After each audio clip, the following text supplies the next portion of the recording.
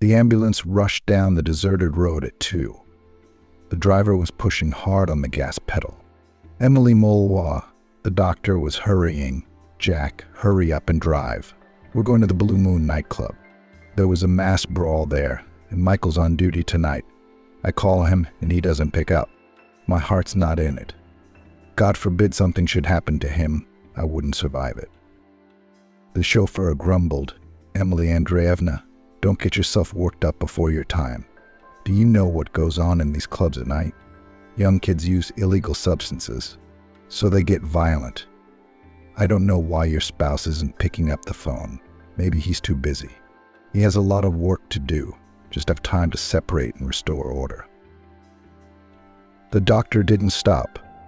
I told him 100 times to give up this part-time job, but he keeps saying the same thing. They say the extra money will not hurt. We'll save up and take my son to the sea. And I take him to that damn club every time like I'm taking him to war. I wish he was all right.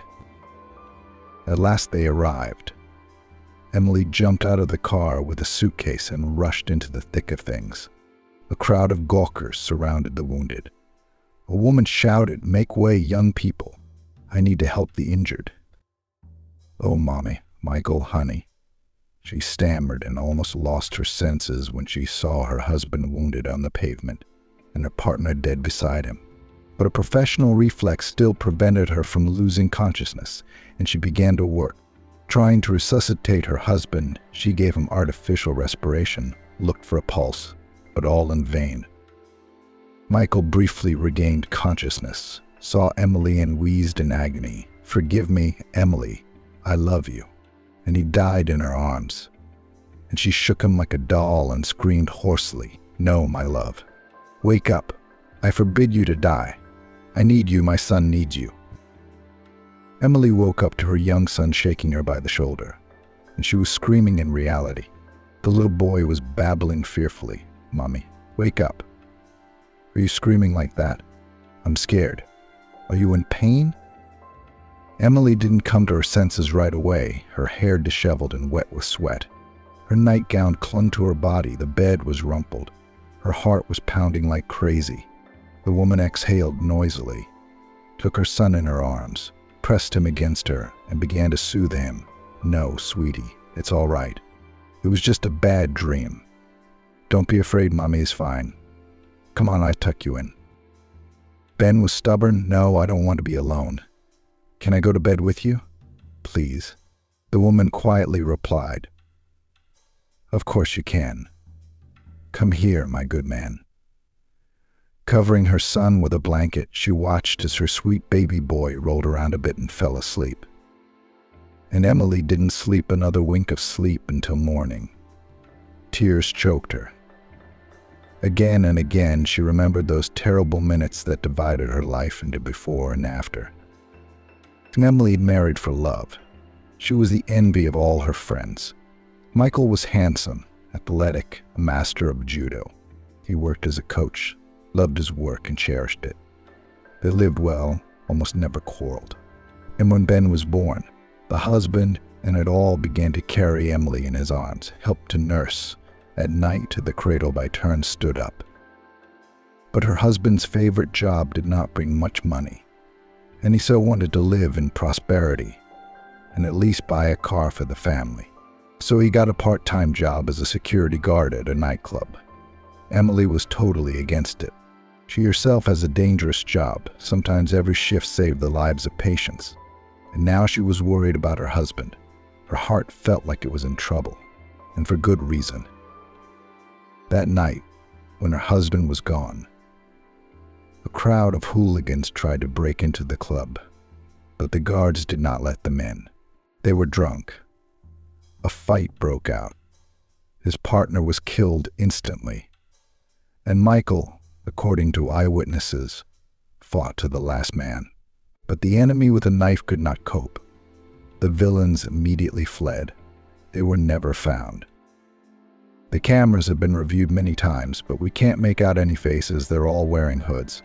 Somebody recognized one of them as the son of a local MP. The case was quickly hushed up, and the witness recanted his testimony. said at the trial he was mistaken. Emily's condition was terrible. She could barely hold on, but it was for her son's sake. There was no one to support her and help her through the grief. Michael was raised by an old grandmother. She died long ago, and Emily's mother went abroad and created another family. There was born a joint child. The native daughter turned out to be superfluous. They hardly ever spoke to each other. That's just the way it was. Colleagues, however, were very sorry for her, but no one prying into her soul. A 5-year-old son, Ben, was the only ray of light in the abyss of grief. Emily lived for him. Chole missed his father desperately, too. The woman did not lie to him, explained that she could, that Daddy now lives high on a cloud. It's been 6 months now, but the wound in her soul still hasn't healed. It was like yesterday. Emily dreamed about Michael almost every night, and in the morning she woke up grief-stricken and exhausted. She drank strong sedatives. She tried to cheer up in front of her son, but she felt so bad, so bitter. She wanted to embrace Michael, to breathe in the pleasant smell of his cologne again, and to feel the calm and peace that had left her forever. After that tragedy, the next morning Emily could barely get her head off the pillow after a sleepless night, and she had a heavy shift ahead of her. She drank a strong cup of coffee, took her son to her neighbor Aunt Susan's house. She looked after the baby out of the kindness of her heart when the woman was on call. Emily was swirling with the day's endless calls. By evening, she was very tired. There was one last outing left, an address in a nice bedroom community. She had to go to a child with a high fever. The door was opened by a pleasant man in his 40s. He waved Emily in from the threshold, inviting her in, and took her aside. He started whispering. "Excuse me, I have something to ask you. She's sick, fever, sore throat, she's whining and cranky all the time. She won't eat anything. Can you say you're a fairy? To cheer her up a little so she won't be so scared. Because when I told her the doctor was coming, she got hysterical. She's really scared of doctors for some reason." Emily smiled and agreed. "Okay, I'll give it a try. I have a 5-year-old son myself. Know how little kids don't like to be treated. What do you say? Let's go." Emily quietly entered the nursery. A stubby little girl was lying on the bed. Her cheeks were on fire and her eyes were sleepy. When she saw the doctor, the little girl shrank into the mattress and began to whimper. The doctor smiled at her welcomingly and waved her over. "Hello, Sarah. Don't be afraid, I'm not just a doctor, I'm a real fairy. My assistants whispered to me that a good girl is sick, and she is not well now, so I've come to help. Now I will wave my magic wand and you will feel better." The girl perked up, smiled too, and asked, "Are you really a fairy and won't give me a shot? Well, where's your magic wand? Show me." Emily pulled out the throat spray and waved it around, saying cryptically, 1, 2, 3. Sarah's throat doesn't hurt. "Let me see your tongue. I think it's purple." The girl got into the game and immediately replied, "Not at all. Look, it's not purple." She playfully let me examine her throat. It was red. Emily continued, really ordinary. "Well, there you go. Now let's take each other's temperature. Do you know what a fairy's temperature is?" Sarah answered, "No, I don't. I thought fairies were made of air. They don't have temperatures, don't they?" Emily piped up, "Well, let's check with you first and then with me." Looking at the thermometer, Emily shook her head. 38.2. A fever that high was very dangerous for small children and needed to be brought down immediately. She took out antipyretic powder, diluted it with boiled water, and said 1, 2, 3. Sarah's temperature rose. "Go away, that's it, I've enchanted the water. It's magic now. So you drink it and you'll feel better soon. Let's test it." The girl obediently drank the medicine. She was clearly enjoying this game. Emily took her father into the other room. "Most likely your daughter has the flu or an acute respiratory infection. You need to see a pediatrician." In the meantime, I'll write to you about the antiviral medication and the regimen. Start treatment today. You can't delay." The man hesitated and asked, "Thank you very much. You're really good with kids. I can't do that. So can I ask you one more favor? If you don't mind my asking, I need a few more minutes with Sarah. And there's a pharmacy downstairs. I'll get some supplies and be right back. I don't want to leave my daughter alone. This is probably your last call, isn't it?" "All right, but make it quick. The driver's going to get mad." "Our shift is already over," Emily replied. The man ran to get the medicine and Emily went back to the nursery. She continued to play. It's New Year's Eve soon. There are 3 days left. All obedient and good children get presents. The fairy wants to make you a present to fulfill your most cherished wish. Write it on a piece of paper or draw it. Can you write? Sarah nodded her head and took the leaf in her hands. She thought about something, scribbled something down. Then she folded the leaf and held it out to Emily. "Only it's a big secret. Please don't tell Daddy, okay? Or he'll scold me." Emily replied, "I promise I won't tell. Fairies don't give away secrets. Your wish will definitely come true. So see, you have to believe in miracles. They do happen, especially on New Year's Eve. Where's your mom?" At work, Sarah shook her head negatively. "No, she's out on some kind of holiday. That's what Dad said, probably a matinee." Emily thought to herself, "Weird. Daughter's sick and Mom's out for a walk. I wouldn't be able to have fun knowing the kid isn't feeling well at home. Well, it's none of my business. It's no one's business." The owner came back and began to thank. "That's it. I did it. I bought what you told me to buy. And tomorrow I'll take Sarah to the pediatrician, just in case. Thank you very much. You've been a great help. My name is Alex." The doctor nodded. "I'm Emily." "Well, that's it. I have to go. It's getting late. Sarah, get well. Have a good day. It's time for the fairies to go to the other babies. I'm flying." Emily hurried to the car. Jack rambled on as usual. "What took you so long, Emily? It's about time you turned in your shift and went home. My wife is giving me a hard time." Emily didn't dare open the girl's note in the car, or the driver would laugh or scold her if he saw what she was late for. She was sure it contained the usual childhood dreams like a scooter or rollerblades. Her son had dreamed of such a gift. She picked up her son from the neighbor and they had dinner together. She missed her very much, and only when she put Ben to bed in the evening she remembered about the note and unfolded it with interest. It was misspelled in big letters. "Aunt Fairy, give me back my mommy. I miss her so much."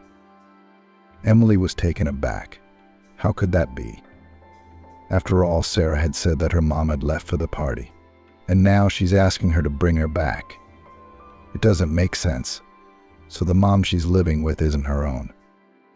It was a mystery that kept the woman up all night. She didn't expect a 6-year-old child to dream such a thing.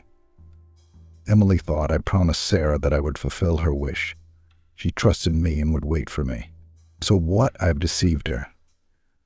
No, I can't let this go. I have to go back to the Sanderses and talk to her father. Maybe he'll scold me for sticking my nose into someone else's family. But I'll show him my daughter's note. At least I'll try to help Sarah." The New Year's Eve festivities flew by quickly. People were having fun, congratulating each other, finishing their goodies, and watching celebrity concerts. Emily went to the Christmas tree with Ben, went for walks, but still her thoughts went back to that girl Sarah. She couldn't get it out of her head and forget. On weekends, Emily took her time getting up early. She lay in bed with her son for a while, turned on Ben's favorite cartoons, and went to make her son his favorite pancakes with syrup.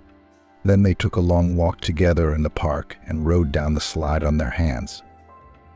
At lunchtime, when Ben had eaten and fallen asleep after a long walk, she asked a neighbor to watch him.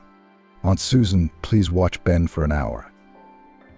I have to go out on business alone. It's not convenient to go there with a baby. I'll be quick." The neighbor agreed, especially since the baby was asleep anyway. Emily set off toward the house where Sarah lived. She herself didn't know what she would say to her father, how to explain her visit this time. The door was opened by a young, unpleasant-looking woman, though well-groomed. She asked nervously, "Who are you and what do you want? We don't really expect guests." Emily was taken aback by such rudeness, but calmly asked, "You see, I'm a doctor on the ambulance. I came to see you recently. I wanted to know if the girl is better now. Is her daddy home? I'd like to talk to him." The landlady got upset. "You're not a pediatrician. So why did you come here? Since when do ER ladies check up on patients? And what do you care about Alex? What, you got your eye on him? Get out of here." Emily was afraid of getting punched. What a mess she'd gotten herself into. But then she heard footsteps on the stairs. Alex was coming down. He recognized the doctor and was very surprised. "Emily, how are you here?" "They are already better. Thank you. Is there something you wanted to know?" Emily fidgeted, nervous and unsure of how to say it. Then she decided, "You see, we were playing a game, but I asked her what she wanted most in the world, just for fun. She wrote her wish on a sheet of paper. Well, she wants her mom back more than anything in the world. I'm a little shocked, to be honest. I happen to have promised to help her get her wish. I know it's a stupid situation and I have no right to interfere with your family. But I can't get over what she said. Children believe in miracles and usually don't lie when they make wishes. But I didn't expect to read this. I don't know why I'm here. You don't have to tell me anything. I'm sorry. I'll be going now." Alex sighed and replied, "Ah, that's the thing. I think I understand. I took Sarah from the orphanage. I want to adopt her. The papers are already being drawn up. I've got a crush on her. She's a sweet girl, smart. I often help orphanages. I saw Sarah in one of them by chance and couldn't pass her by. I was told by the manager that her mother was a naughty and promiscuous woman who abandoned the girl. Who was she? I didn't find out. I'm not interested, but a child is a child. I guess she remembers her after all. Well, it'll take time for her to get used to us. Forgetting my past life, I'm willing to do anything to make Sarah happy. You see, she is everything. She's not poor. So don't worry, we're fine. We won't keep you. Have a good day." Emily said goodbye, but she noticed how nervous Alex was and obviously did not agree on something, hurried to escort her out. But no sooner had the woman went outside and walked about 200 meters than she was caught up by the same boorish stepmother of the girl and handed her a note. "Wait. Here, take this. Here is the address and all the details of Sarah's mother. Alex lied to you. I don't know what he saw in that little girl, but I don't want her for nothing. I'm not ready to raise my own kids yet, and I'm not ready to raise someone else's. You go look for her deadbeat mom. Let her have her." Emily was stunned. The pretty girl ran away, and she stood in the middle of the street, clutching the paper with the address in her hand.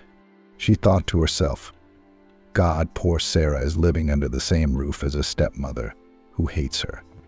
Alex, however, feels that he loves the girl and has no idea that his wife is such a calculating and cruel person. What a family. There was no time to ponder. Emily immediately got on another bus and drove to the address she'd been given. She couldn't wait to find Sarah's mother and see for herself whether she was a fallen woman or not, and ask her in her own eyes why she'd abandoned her daughter.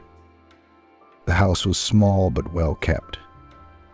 There were pretty curtains on the windows, a sandbox and swings outside, probably made for Sarah. A drunken man came to the door. He swayed barely on his feet and tried to ask, "Who are you? What do you want?" Emily exhaled and asked timidly, "Excuse me, I'm looking for Ashley Kudryashova. Does she live here? I have important business with her." The man waved his hand to go through and shouted at the house, Ashley, get out here. You got a visitor. You want a drink? Just then, a pretty woman in her 30s came into the hallway in a wheelchair. She was completely sober and frightened. Good afternoon. I'm Ashley Kudryashova. You must be from social services? Yes, come into my room and we'll talk there. Oh, I can't get a minute's peace out of this freak. He's been drinking and drinking since Ben moved in. The master lay down on the sofa and began to mutter, falling asleep. And you're not my bones, I want a drink. Maybe my life didn't work out because of you. There was finally silence in the house, and the women were able to talk quietly. Emily told all about Sarah, showed the note, and then asked, "Tell me, Ashley, why did you abandon your daughter Alexa? They said at the shelter that you're a drunken, fallen woman. He wants to adopt her. He's already filed the paperwork. The girl's living in his house now." Ashley turned pale, shrieked, and cried, "What on earth is going on? How can this be? No one has taken away my rights to my child. My daughter was temporarily taken to an orphanage after the accident until I could get back on my feet. I would never willingly put Sarah in an orphanage, not even now. It's all Ben's fault. He got drunk, he got violent. So the neighbors called the police. And then the neighbors called the child welfare authorities. They said I'm an invalid and my stepfather's an alcoholic. And there's no one to take care of the girl. She screamed so much, poor thing, when they took her away. I thought my heart would burst too. You have children.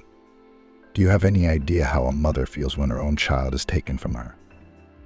Emily asked quietly, "Tell me everything. Maybe there's something I can do to help you."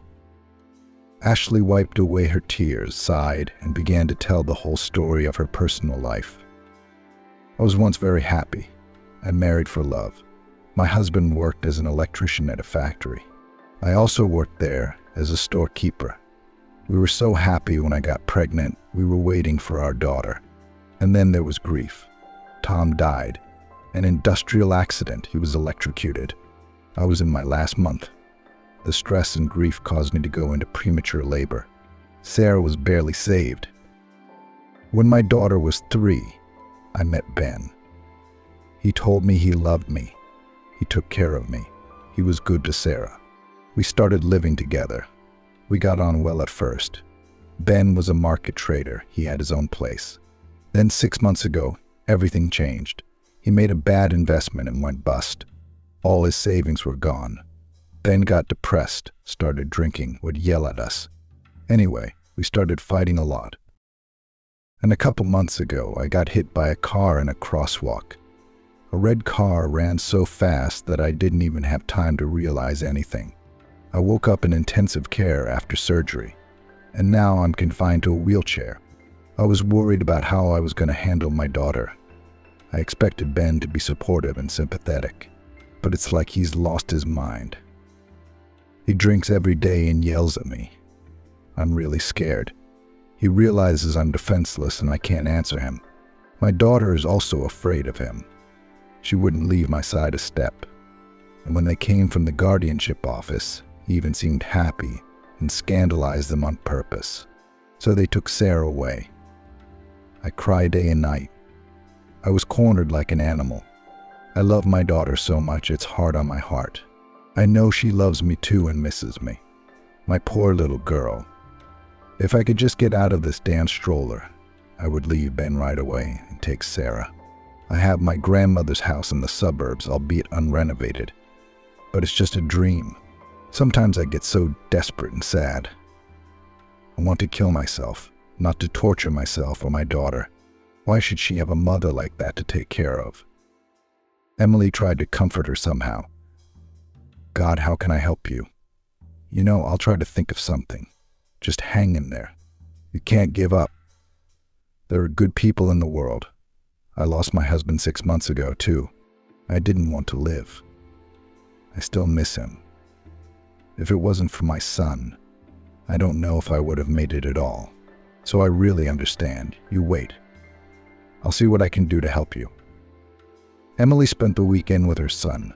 But poor Ashley's plight was still on her mind, and she decided to go to the Sanderses again to convince Alex to return the baby to its birth mother. And to avoid crossing paths with Sarah's stepmother, she decided to stalk Sanders outside the house. He got nervous again when he saw her, asking, "Well, what do you want? Why are you coming to our house? Leave our family alone. Don't you have anything better to do?" Emily exhaled and started the unpleasant conversation. "Wait, Alex. Hear me out. I found Sarah's mom. She's not a fallen woman or an alcoholic at all. She was just in trouble. She was hit by a car and now she's in a wheelchair. But don't go. Let me tell you. Don't you have the heart to take your own daughter away from her mother? You are a decent man, I feel." After her last sentence, the man finally stopped, sighed, and sat down on the bench. "All right, tell me about it. But you know I will not change my decision. No matter what the trouble, a normal mother in her right mind will not abandon her child, no matter what she tells you. I love Sarah. I'm attached to her. And so does Larissa. And we're not giving the girl to anyone." Emily began to hotly recount Ashley's entire life story. She didn't forget to mention Larissa and the fact that she didn't want Sarah in her house. The man sat motionless, staring at one point, unable to believe what he was hearing. At the end, Emily added, "You have to understand, this adoption is illegal. I mean, Ashley was never disenfranchised. They took the child away for a while until the woman recovers. I don't understand how you managed to pull this off." Alex snorted. "Wait, the superintendent assured me that the mother was a drunk and socially irresponsible. I can't believe you, though. Did she really lie so brazenly? And not a word about the woman's disability." The headmistress, however, did not hide the fact that in order to speed up the adoption process, it would be necessary to make an advance payment for a good sum. "I thought I was doing a good deed, saving a child from a negligent alcoholic mother. Turns out it's the other way around. And Larissa, she treats me well. No offense. Why didn't she tell me she didn't want her foster daughter in the house? Oh my God, where the hell did you guys come from? Not so long ago, I was so happy to have a daughter, a woman I love. And now what? It's all because of you. Go away. I don't believe you. I'm fine." Emily didn't give up and begged. "Please, let's go to Ashley's right now. You'll see for yourself and you'll see for yourself. The only thing I'm guilty of is promising Sarah that I'd fulfill her wish to get her mom back. Do you have any idea how much she misses her? I'm a mother myself, so I can't turn a blind eye. I can imagine how Ashley feels right now knowing that her baby girl is far away and she can't hold her, protect her." Alex reluctantly agreed, and they drove to Johnson's. Michael was still drunk, yelling at Ashley. And even on the street you could hear it, "I'm so sick of you. Why do I have to bother with you? And I thought I was going to live with someone young and healthy. And now I have to carry pots for you. Why do you cry all the time? Do you think I'll pity you? You should have looked out when you crossed the road." Emily knocked on the window. Alex was already shocked. What on earth was going on in this family? The landlord came to the doorstep, saw Emily and smirked. "Ah, it's you again. What do you want? You've brought a man with you. Get the hell out of here. You can take Ashley with you. I don't want to see her. I'm sitting here like I'm tied up." A frightened, crying Ashley appeared in the hallway. "Good afternoon, Emily." "You don't listen to him. He's drunk. He doesn't know what he's saying. Michael, go away. Don't embarrass me and keep quiet. I'm the one who's here to see you. And you're acting like an asshole. Come to my room." The man waved his hand and barked angrily. "Do as you please. Whatever you say. I'm off to a friend's garage. At least I'll have some fun. It's a madhouse. A home hospital." Michael left and staggered down the street, shouting something as he went. Emily and Alex went to Ashley's room. The woman asked anxiously, "Are you the man who took my daughter from the orphanage?" Yes, I guessed it right away. Please give me back my little girl. I love her very much. If they take her away from me for good, I'll kill myself, I promise. Alex listened intently to Ashley. He was shocked. It turned out that the superintendent had lied to him so much. The woman continued, and it's all because of that tragedy. It happened 3 months ago. It's something you don't forget. I didn't want to go down the high street, but there were good bargains in the store that day. I was on my way home with my shopping, and a red car came out of the traffic and jumped out at me. I don't remember the license plate number, but I saw a beautiful lady behind the wheel, a blonde with dark glasses. And on the rearview mirror hung a golden keychain in the form of a horseshoe. And then there was a bang in darkness. When I was already unconscious, I heard voices of passers-by running in the distance. Someone was yelling about a red Porsche with a license plate, starting with the letter K. The man even felt sick. He immediately remembered how Laura had recently wrecked her car, a red Porsche. She came all soaked and frightened, and said that she had hit a big dog by accident. She took the car to the repair shop right away. They have the same key fob, and the bride wears glasses to keep the sun out of her eyes. And the license plate starts with the letter K. Could it be her? And how could she drive off like that and leave a dying man behind? He began to question the woman in a trembling voice. Did they find the culprit of the accident? What did the police say? Did they even file a case? Ashley shook her head and replied, no. And that one got away right away. There were no cameras and no witnesses.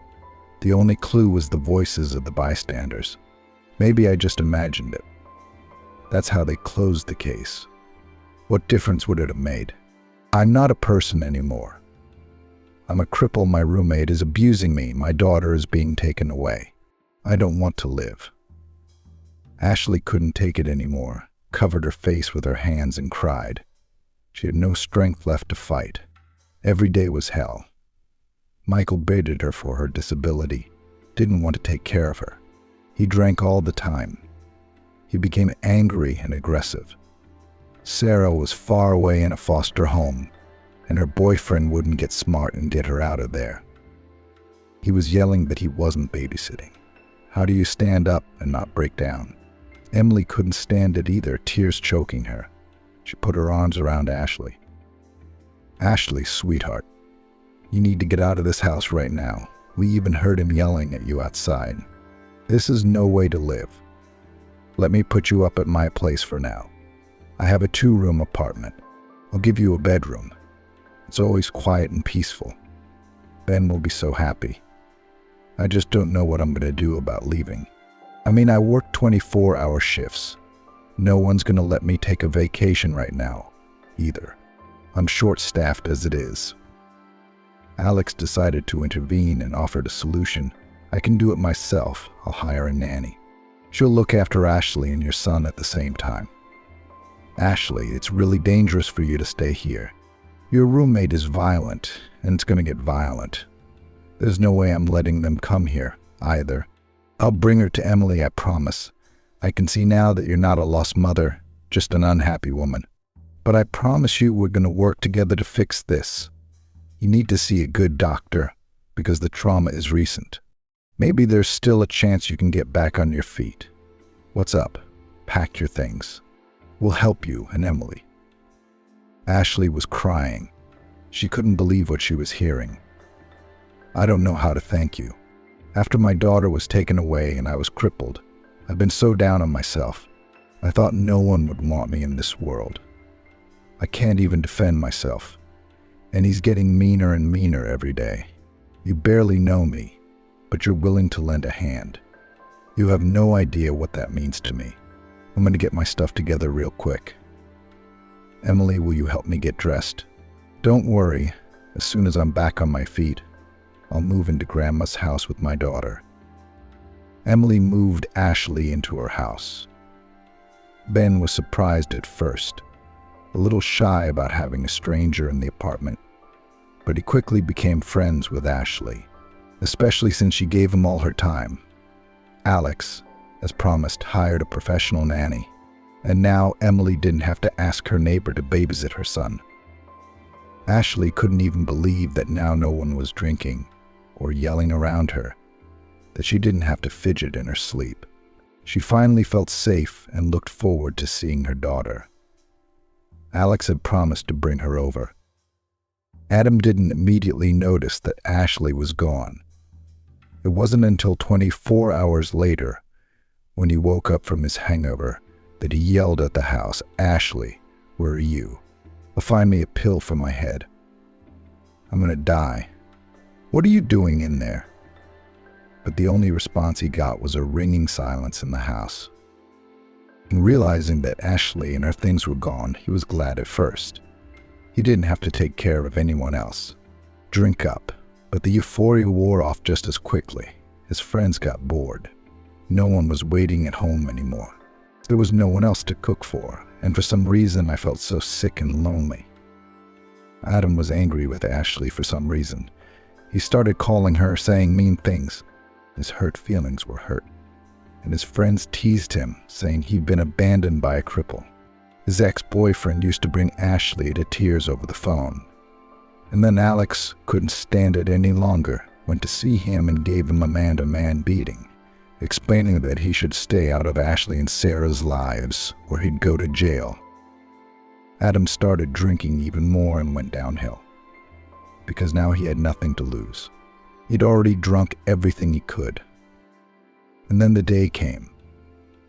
Alex couldn't make up his mind to tell Sarah that her mom was waiting for her for a couple of weeks. He knew there was no turning back. It was only after Emily's words that his eyes opened. He started looking at Sarah's drawings.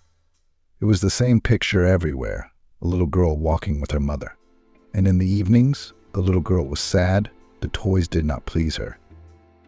Now he noticed Laura's strange behavior. In his presence, she was affectionate with the girl. But when Alex deliberately stayed behind the open door and began to listen, he was simply stunned. Laura shouted loudly, "Eat your soup, girl, and go to your room. Don't win to me over. I'm so sick of you. You're going out with your daddy and I don't have time." That was the decisive moment. Alex immediately entered the apartment again. Laura even jumped.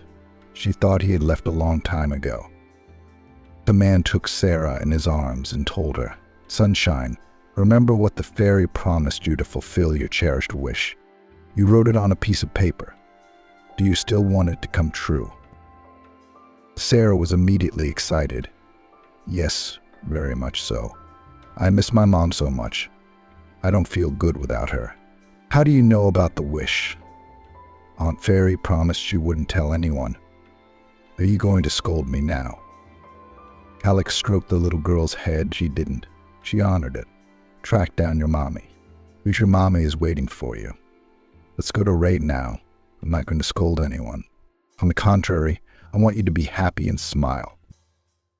They squealed with joy and clapped their hands. "I will see my mommy and live with her." "Yay." The man sighed heavily and kissed the little girl. He was so sorry to part with her. "I love you, sweetheart. But I want you to be happy. You can't do that without your own mommy. So let's go. She's waiting for you, and she's very worried." He looked at Laura and said, "And we'll talk to you later tonight. I have a lot of questions for you. I don't want to start in front of the baby." So the woman listened to him and cheered to herself, "Hurrah, I'm finally rid of that girl. She won't be in the house anymore. Now we'll live as before, for ourselves, and no one will interfere. Alex will go away and forget all about it, but it'll be a lesson to him not to take in a foster kid." Ashley was just teaching Ben how to play dominoes. Emily was setting the table in the kitchen. The doorbell rang. Alex stood on the doorstep, pale as a sheet, holding Sarah's hand. Emily immediately let them in. The girl saw her mother in the room and rushed to her without even taking off her shoes. She climbed into her arms, hugging her and crying. Ashley also covered every millimeter of her face with kisses and whispered, "My darling little girl, my little sunshine, my little baby girl. I missed you so much. I'm so glad we're together again. Sweetie, don't worry. Mommy never forgot about you for a second. I love you so much. You're the dearest person I've ever met. How are you, my little flower? Didn't anyone hurt you?" The girl calmed down in her mother's arms and began to tell. It was bad at the orphanage. Boys called me names and pulled my pigtails. And I wanted to eat all the time. The food there was so bad. But when Alex's dad took me away, nobody hurt me anymore. He was good and kind, bought me toys, delicious cakes, and took me to the circus. There were animals and a trained bear. But Mama Laura was bad. She didn't hurt me, but she swore and nagged me all the time. She doesn't like anyone.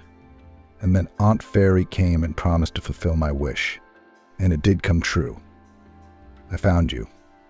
Mommy will always be together now. I don't want to be without you.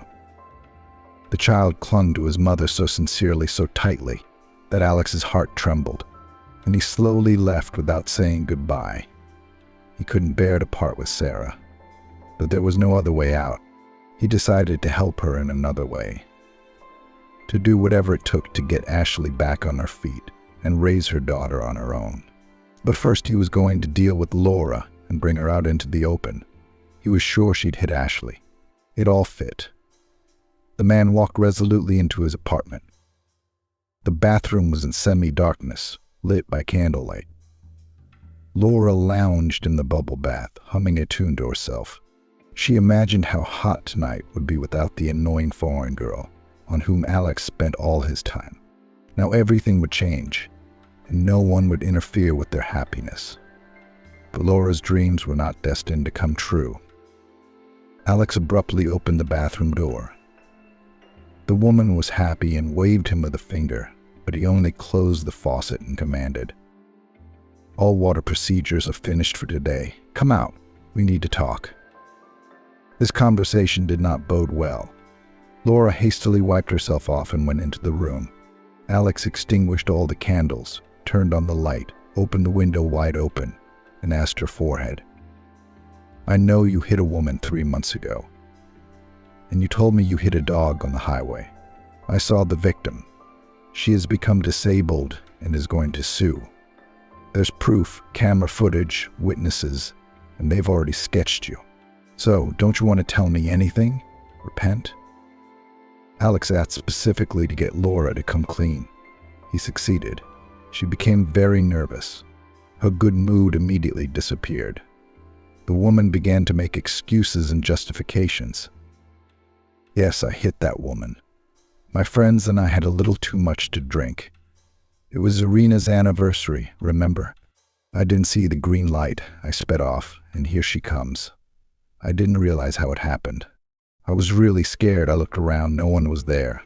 Lucky me, it was late, so I left quickly. What do you think I should have done? Called the police to have me locked up. I still can't sleep well from the stress, by the way. And we've already fixed the car. It's not like anyone died." Alex couldn't take it anymore. He grabbed Laura by the hem of her robe and shouted, "What a soulless bitch you are. And I had no idea who I was living with. Nobody died.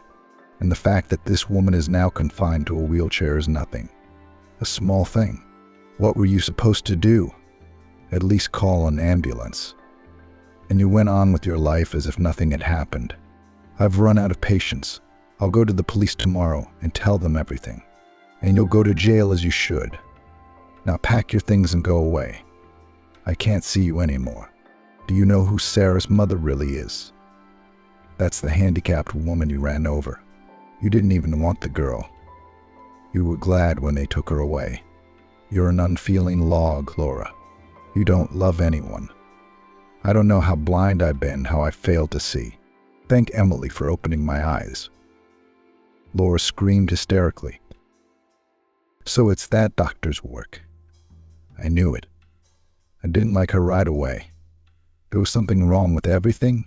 I was the fool who gave her the address of the girl's mother to find her. I didn't think it would come back to bite me in the ass. I just didn't want Sarah to live with us anymore. She's a stranger to us. How could I possibly love her? Alex, let's just chill out. I don't want to go to jail. You know I have a migraine. I can't stand it and I'll die. Where would I go? Are you suggesting I go to my mother's house in the village? I don't want to go to that shithole. I love you, Alex. Forgive me. Let's forget everything and live like we used to. Just you and me. Laura whirled around her fiancé in a husky voice, still hoping to coax forgiveness. She reached up to kiss him, but he clenched his fists and turned white. Laura, go away at once. Don't make me sin. It's over between us. I can't see you anymore. I'm sick of your lies. Laura had to pack her suitcase and call a cab. There was nothing to be done. Alex locked himself in the bedroom. He drank cognac, stroked Sarah's stuffed bunny, looked at the girl's drawings on the wall, and cried, mentally letting go of his favorite little girl. He had no idea how much it hurt. His whole life had crumbled in an instant. His fiancée had betrayed him. His daughter was gone. Alex was determined. He convinced Ashley to go to the police and tell them everything. The case had been reopened, and now Laura was facing a serious sentence for hitting a pedestrian and leaving the scene of an accident. At the trial, she kept pressing on pity, even tried to bribe the judges. She failed. The heartless woman received 6 years in a penal colony. It will be for her a good lesson for life, and will make her think about the price of human life. And Alex also dealt with the head of the orphanage. He resolutely entered the office. Nina Petrovna sat down opposite, and he began. And how could you do this? Tell me, why didn't you tell me that Sarah's mother is not a drunkard or a streetwalker at all? She's a normal woman who loves her daughter. You knew Ashley was already hurt, disabled, and instead of helping her, you decided to sell the girl for more money. Nina Petrovna laughed angrily. Look at that. He's going to make claims against me. He himself cried that he was childless, that he liked the girl. I went along with it. So now I'm to blame. That's how I help people. A mother can't take care of herself, let alone look after a girl. I wanted what was best for her. Alex almost shouted. He was shaking from such insolence of the headmistress. And I see you already have everything going on in the same way. And my case is not the first. I was not lazy. I pulled up the files in the archive. And there are blatant violations. And if I tell all this to the prosecutor's office, you'll be in trouble. I think they will be very surprised, where the head of the orphanage has real estate abroad, how much money she bought it with her salary. The woman's face changed. She drank a glass of water and began to beg. What are you saying, Alex? That you don't need to go to any prosecutor's office. I'll do everything as you want. The man thought it through. You terminate the adoption and reinstate Ashley's rights and return the child to her. Otherwise, I promise you'll be in trouble. Everyone will know about your dirty deeds. The superintendent was very frightened. She did as she was asked and wrote a statement at her own expense and left town, fearing that her other dark deeds would not come to light. In the meantime, Emily wasn't sitting idly by either. She'd gotten Ashley to consult with Professor Prohorov through a friend at the hospital. He was a luminary in the field of spinal disease and trauma. It was such luck, because you had to make an appointment with him a month in advance. The doctor looked at Ashley, did a second CT scan, X-rays, took tests, and in a week, he rejoiced the woman. Well, my dear, you were lucky. You have a good chance of getting back on your feet. But you'll need a complicated operation. You'll have to pay for it. The materials are very expensive. Imported. We can already see a special structure that will hold your spine and allow you to walk. Ashley asked fearfully, and how much will the surgery cost? I'm disabled. I don't have a lot of money. The doctor announced the cost, and the woman felt sick to her stomach. It was cosmic by her standards, but Ashley still agreed to the surgery and signed up. She just couldn't miss such a chance, even though she had no idea where she would get such money. Emily was waiting for her in the hallway. Ashley started to tell her everything and asked, "Why do you sell Grandma's house?" I don't think they'd pay much for it, but I don't have anything else.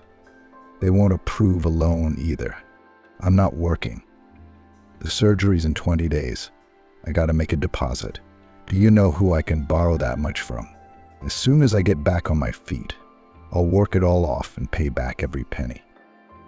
Emily replied, "I think I do. Wait for me here, I'll be right back." "Cheer up, we're almost there." She stepped aside and started dialing Alex. She told him everything and begged him to help. Ashley answered immediately. He was already feeling guilty about his fiance's treatment of Ashley, so the man was only too happy to help.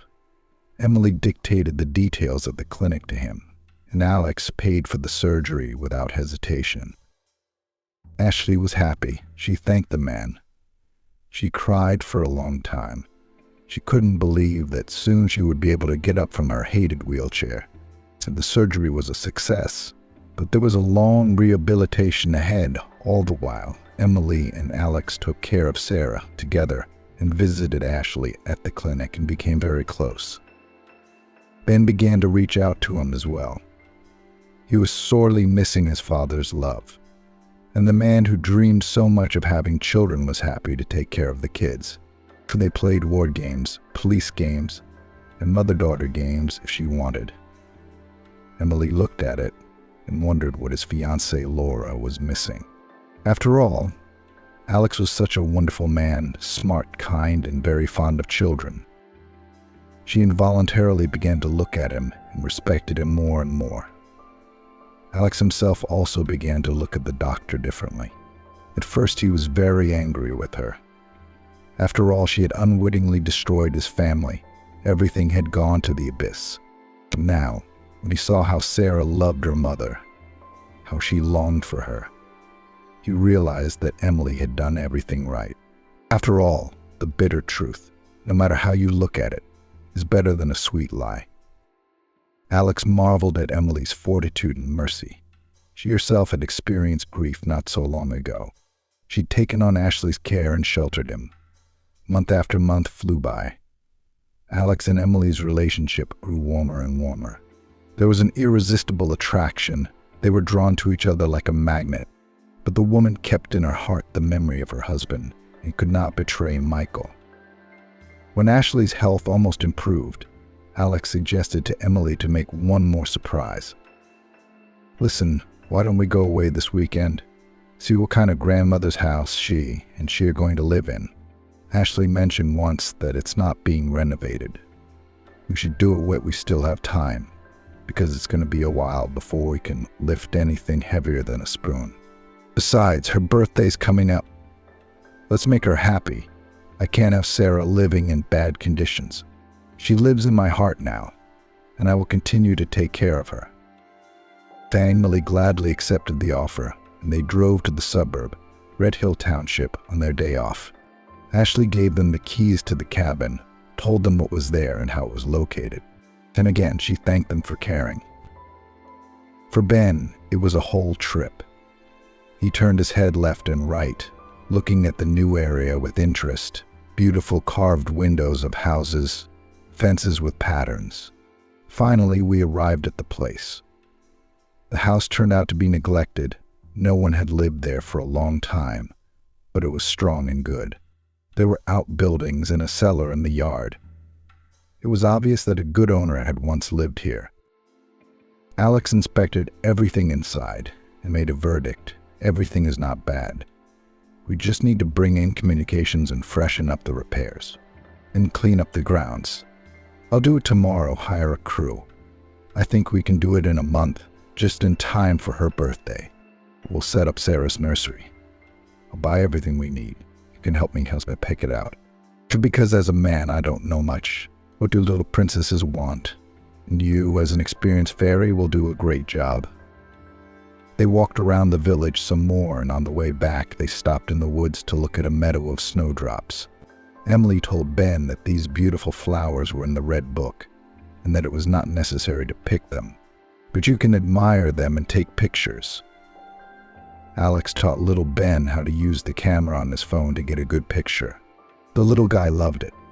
He was having fun and commanded, "Come on, Mommy, Uncle X, get up close. Smile. Here comes the bird. Look how it all came together. Later, Ben and Alex were trying to capture a woodpecker at the very top of the tree. They studied someone's burrow with interest, wondering who might be living there. Everyone was so good together, so relaxed, as if they were a family. Even the little boy noticed this and said with childlike sincerity, holding both his mother's and Alex's hand, "Uncle Alex, come live with us. I like you. You're just as kind and good as Daddy." And Mommy started laughing again. "She doesn't scream at night anymore. Will you teach me how to shoot a pew? I got one a long time ago, but Mom doesn't let me play with it without adults." Alex felt warm from these sincere words of a child. He answered, "Of course I will teach you. We'll be with you like in a fairy tale about heroes, who will shoot the arrow farther. And what if we meet a sorceress? I'm fine with you and Mom too. But you know what? I think you should move in with me. I'm sad alone. Doesn't our Mom mind?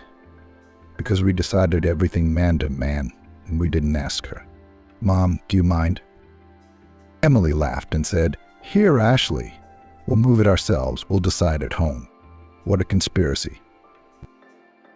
Emily happily agreed to help with the renovation, and they enthusiastically set to work. So they picked out furniture and wallpaper and desks for classes. These common concerns brought her and Alex even closer together. They often visited Ashley's cabin together to see how the work was going. Soon it was so nice and cozy.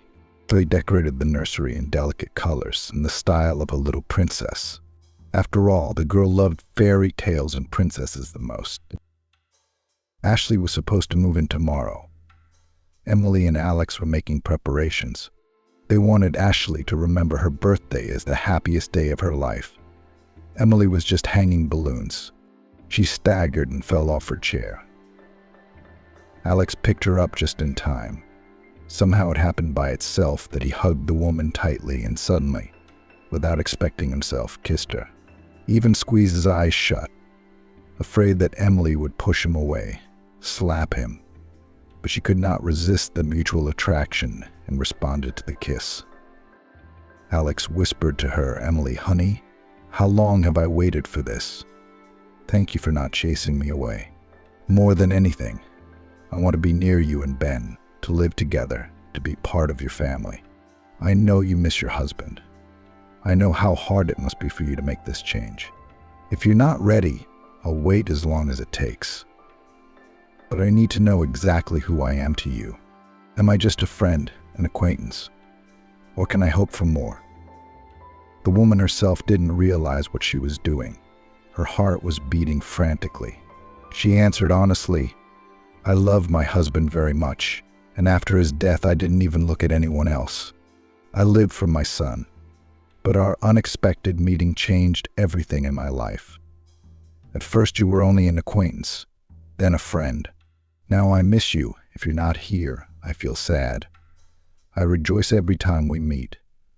I see how your son reaches out to you, how much attention you pay to him. I think we can make it work. Just don't rush me, please. I need time." Alex was very excited. He was ready to wait, for he realized that he needed this woman. Now he realized what a mistake his relationship with Laura had been. Emily was something else entirely, a caring hostess. For her, family came first. With her, he was ready to grow old, to share sorrow and joy together, to raise Ben. Ashley's birthday had arrived. She was already walking with a cane. Her daughter never left her side. The little girl had prepared a present for her mother, a beautiful picture. Alex helped to frame it, and together they learned a poem for Mom. Ashley was awakened by her favorite baby voice. It was very early. It was still just dawn. Her daughter looked at her cryptically and said, "Sweet Mommy, there's no one like you. Be always beautiful, but don't get sick. My daughter wishes you happy birthday and wishes you joy, happiness and luck. Dear Mom, this is my present for you. I've been drawing for 3 days. Look, this is you in a red dress. This is me with pigtails. And this is our dog. I'm dying to have a furry friend. Do you like it? I got up so early to be the first to congratulate you." Ashley cried. She hugged her little girl and started kissing her, whispering, "Thank you for the congratulations, my sunshine. I am so pleased. What a beautiful picture. Who's that?" "A hedgehog, carrying an apple on his back." "I don't mind a dog. When we get stronger and move to Grandma's house, we'll get a dog." But that wasn't all the surprises. Emily and Alex also congratulated Ashley, wished her good health, and cryptically said, "Well, lucky you, get dressed. Let's go see our present with Emily. We really hope you and your daughter like everything." The woman was intrigued. No one had ever given her any gifts at all except her late husband, and Adam was in no hurry to please her. She was impatient and excited to be on her way. She realized it was about her grandmother's house, but it was going to need a lot of repairs. Of course, it was possible to move in, to do it gradually, but it would be hard, especially at first. All these thoughts were swirling in her head. Ashley realized that she couldn't sit on Emily and Alex's neck forever. It was time for her and her daughter to move out and get their own place. These kind, compassionate people had become closer to her family. They had done so much for her. She was very grateful to them. But when she saw what a surprise her best friends had prepared for her, she was aghast. She looked at it and didn't recognize it. Grandma's old house, beautiful, fresh, painted shutters on the windows, clean in the yard, new doors. But when they went inside, Ashley cried with surprise. How comfortable and cozy it was. 2 rooms instead of a dusty pantry, a bathroom and toilet, steam heat. The stove was left, but it was tiled with beautiful mosaics. Sarah was talking too, and all I could hear was, "Wow. This is my room now. Ben, look, it's like a princess's castle, and you and your mom will come to visit. It's beautiful." Ashley rushed over to hug Emily and Alex. She babbled, "Guys, this is all from me. You guys are the best. I never dreamed this would happen. Thank you, darlings. This is the best birthday party of my life. Oh my God, what a waste. Don't worry, I'm gonna get a job. I'll pay you back little by little." Alex shook his head negatively. "Ashley, happy birthday. This is our present to you and Emily. You don't have to give anything back. You have to understand Sarah will never be a stranger to me again. I've had a crush on her since the orphanage. That's why I want that beautiful little girl to have a normal life. That's all. All right, that's enough crying. Bring the bags from the car. We'll celebrate the housewarming and birthday all at once." And the neighbor came over, an old grandmother, Aunt Martha. She said hello, wished Ashley a happy birthday, and said, "I remember you, Ashley, as a little girl. You used to come to visit your grandmother a lot, and now you're all grown up now with a daughter of your own. It's good of you to come home.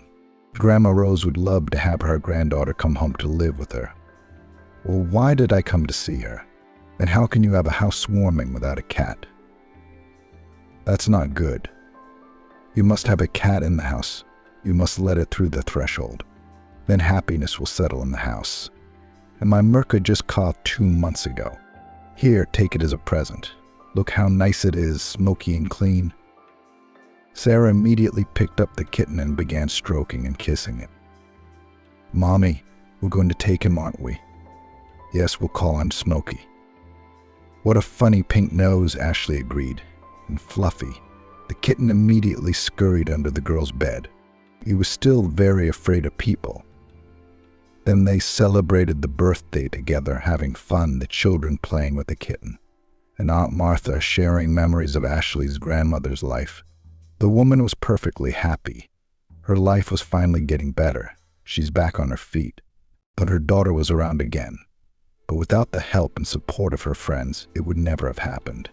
She was genuinely happy that Emily and Alex were doing well too, and wished the couple nothing but happiness. These people had become a second family to her, one that she cherished so much.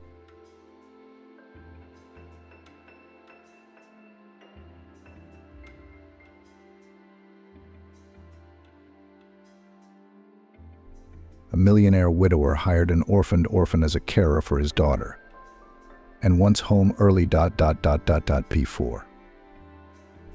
Amanda was experiencing the very real state of dread of a clean slate, even though she was neither a writer nor a journalist.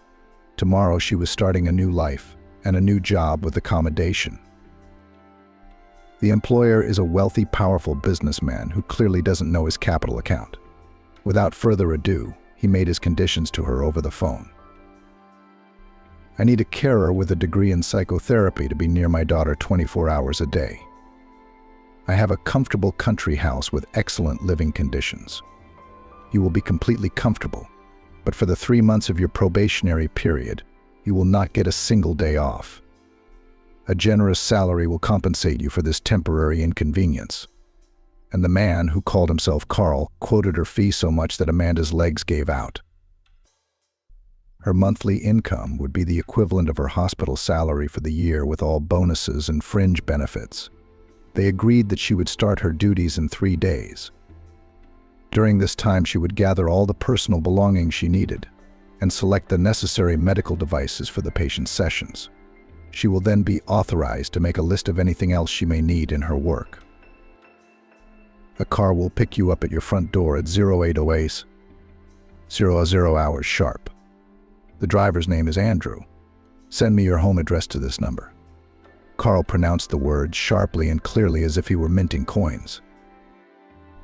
Amanda even thought that every minute of this man apparently is worth both silver and gold. Too businesslike. But it even appealed to her. She didn't respect the sourness and gruel in his speeches. She judged people by their actions, not by their sweet-voiced promises. She knew in her 26 years that time puts everything in its place and stigmatizes characters. Who's worth what? Here she is, Amanda herself, a psychotherapist with a red diploma, the beauty and pride of the faculty, the hope of the department.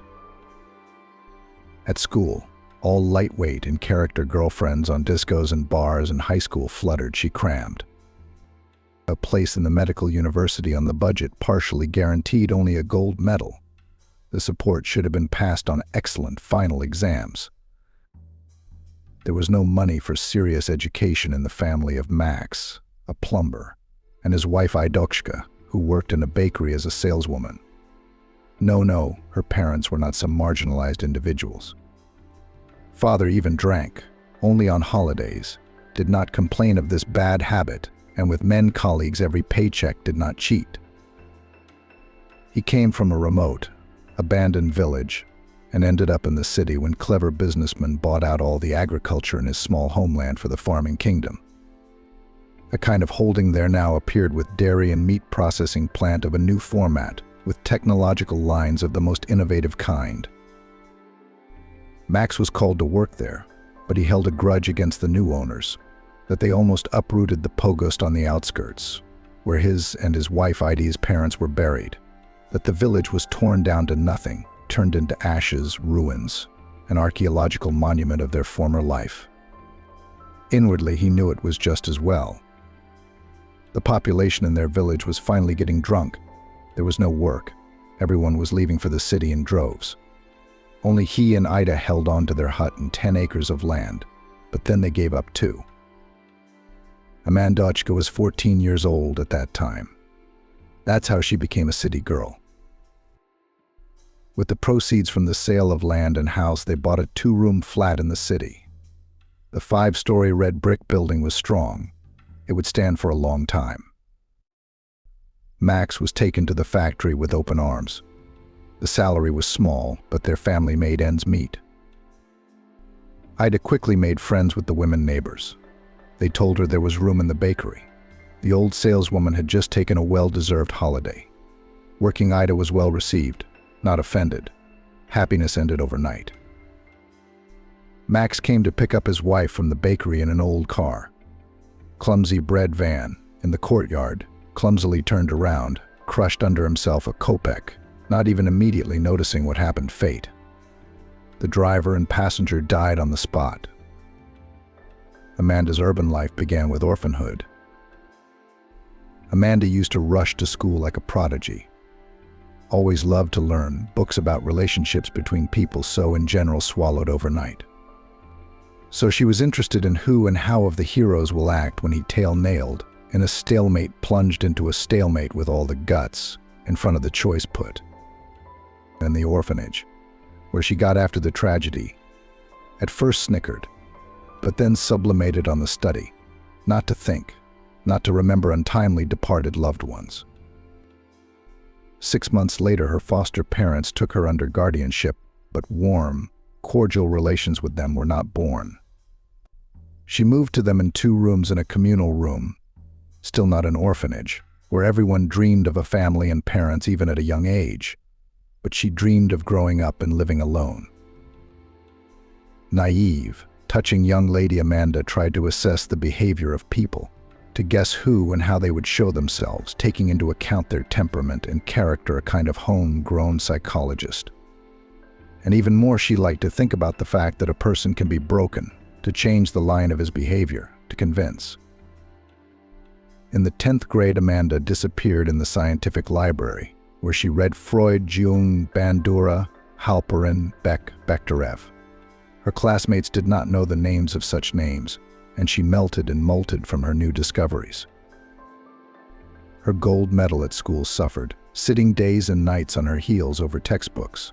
Her merits did not include gifts, offerings to teachers there was no one to pay. Talented student high marks were given sincerely and generously.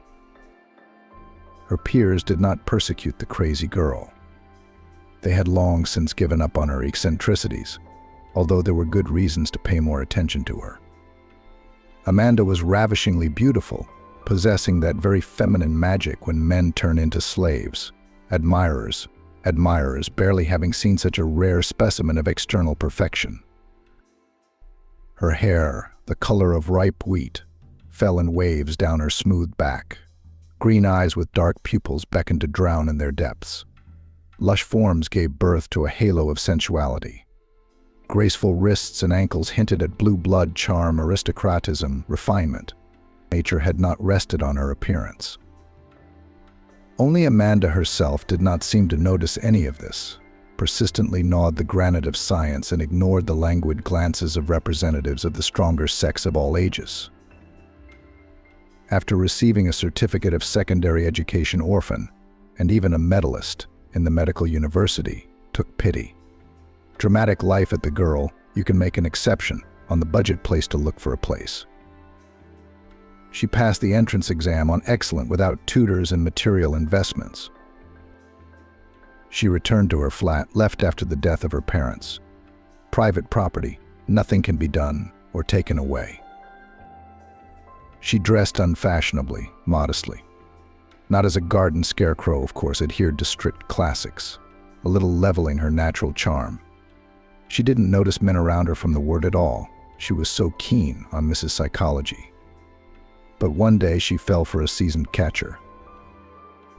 Mason was also good-looking, ironic, daring, and unpredictable with this Amanda, and managed to captivate. She fell head over heels in love. She responded enthusiastically to the offer to drop by for a glass of wine, knowing perfectly well what would follow. Except the guy had a nasty little soul. Amanda laid in bed on a bet with a guy from the majors who was courting the girl, but got a turnaround. Told a fellow student, "Son, don't sit on the crate. I'll take this girl down without a hitch." He grinned, "And then you'll follow the beaten track." "Got it, rookie." Don't teach a scientist, the golden child of an important daddy. If you get her to be easy for me, I'll slip you 100 grand. So Mason worked his arse off. Amanda figured out the catch the next time they met after their wild night. Her hot beau looked like an ice cube. She didn't faint. She wrote off her fascination with the smarmy Mason as hormones. Only the fee to the self-confident, handsome man did not get. Amanda made far-reaching conclusions for herself. and now she wouldn't let male representatives within a kilometer of her. Coffee with cakes in the nearest cafe between couples was always welcome. Going to the cinema for the premiere as a group. Why not? The rest of the attempts in her address, reminiscent of courtship, suppressed at the root. Around the crowd of those wishing only hoped in vain, all awaited a complete refusal. Trouble for the young doctor, after completing the theoretical course of classes, did not end there. Place in residency received deservedly, in a prestigious psychotherapeutic hospital. There greedily caught every word of her new idol, the head of the Department of Rehabilitation after serious cognitive disorders. He taught the resident a lot, eagerly listening to his recommendations. He handled difficult patients, then helped her with a referral to another prestigious place.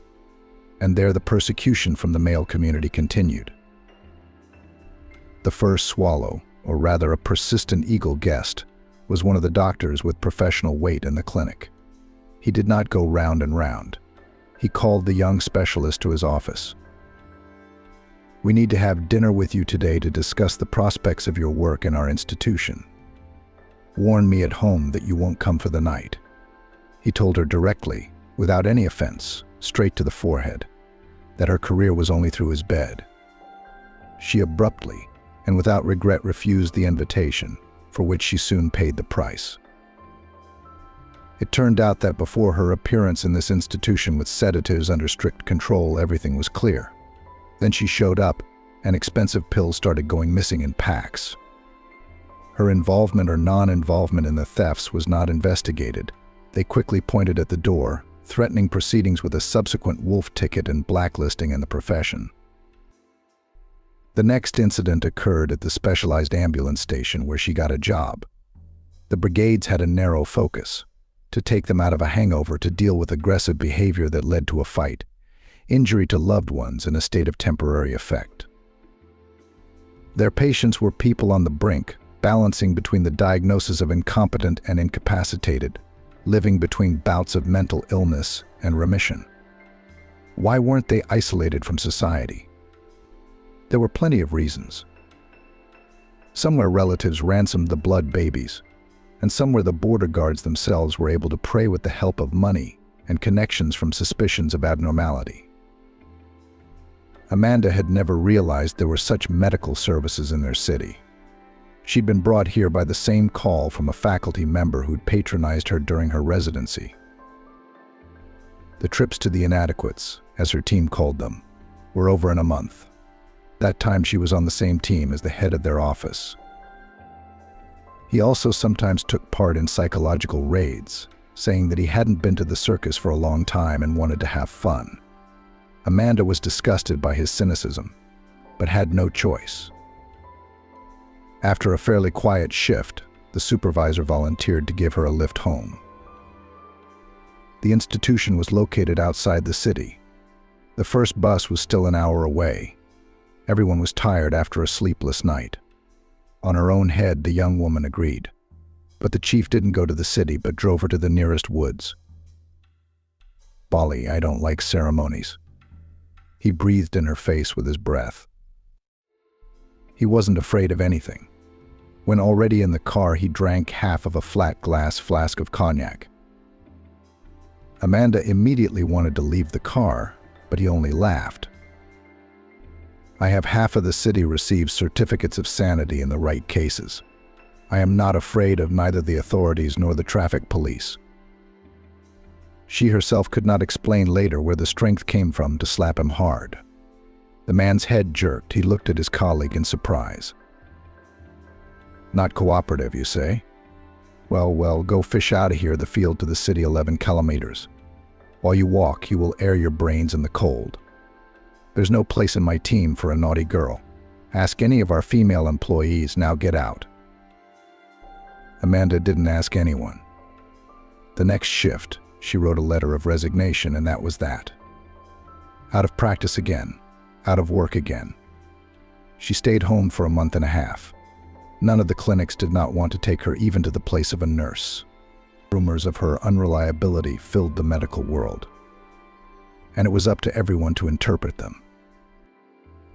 Amanda's psychotherapist, advanced in matters of different types of aggression, was well aware of such a Western phenomenon as harassment, but the woman had never imagined that she herself would become its victim. She did not yet know how the owner of a bright female beauty to put up barriers against vile molestations, rudely violating her personal space. This was something she would have to think hard about in the future.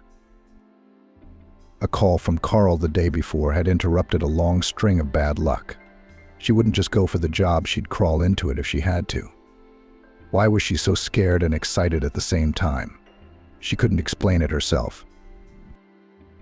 "What will the coming day bring me?" she hummed for some reason in a bass voice, and then asked further, "Will I fall pierced by an arrow?"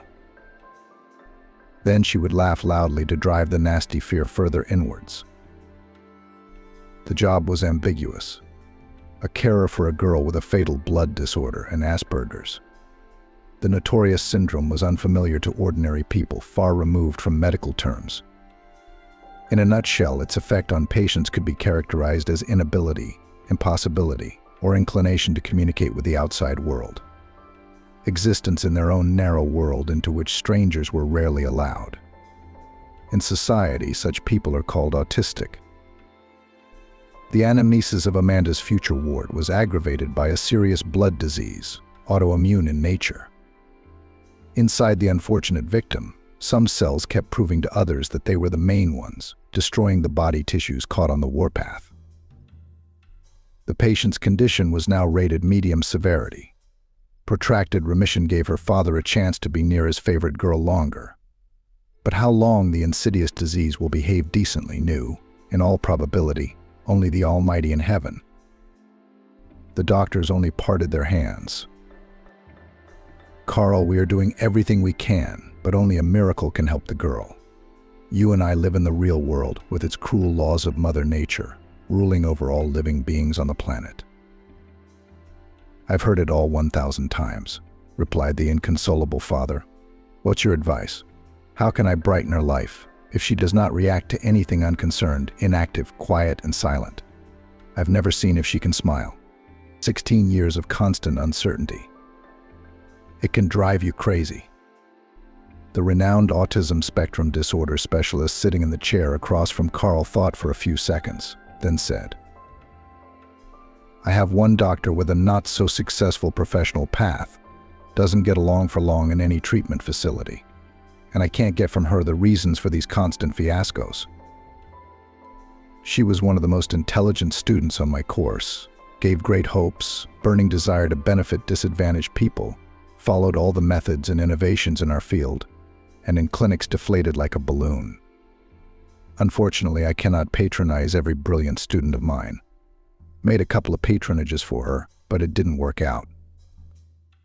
She and I recently met by chance at a cake shop where I was buying a cake for my wife's birthday. Exchanged contacts in case I had information again about vacancies somewhere in our sponsored hospitals. Invite this girl, she did her residency at my hospital, and I can vouch for her almost as much as I can." Carl weighed the pros and cons and decided that he had nothing to lose. The old carers couldn't cope with Elizabeth. So maybe this young girl could do something? There were quite a few residents in his large house. His favorite cook, Vanessa, who had been with him for 30 years, her son Ashley, the gardener and Vanessa's au pair, a maid with the exotic name of Gabriella. There's room for the unknown Amanda, with 4 guest rooms empty. Baby, as he called the maid to himself. I'll have to give her the order to do it. The ice of the experiment that would turn their lives around had broken. Amanda decided to start the radical changes in her life with her appearance. She needed to create a new working image that would hide her natural beauty as much as possible. She didn't want this heavenly gift, which she thought was unnecessary and undeserved, to interfere with her work again. The young woman's not-so-extensive wardrobe consisted of loose trousers, baggy skirts in dark colors, oversized jumpers, blouses, low-cut shoes, and boots. A couple of funny pajamas with Chibarashka and Gina and bunnies on the lawn on the prints. Amanda liked lingerie, lace and silk, so no one would see it under her loose clothes. Her hair was a bit of a mess. They did not want to be braided into braids, which were destined to form a curl on her head. The image was completed by glasses with neutral glasses without diopters. She had bought them for a masquerade party at the university a long time ago. Now they came in handy again. Satisfied with the fitting, Amanda put her camouflage ammunition into a large bag and went to collect her specialized books with much more pleasure. While her patient was resting, she would read everything about autism in more detail.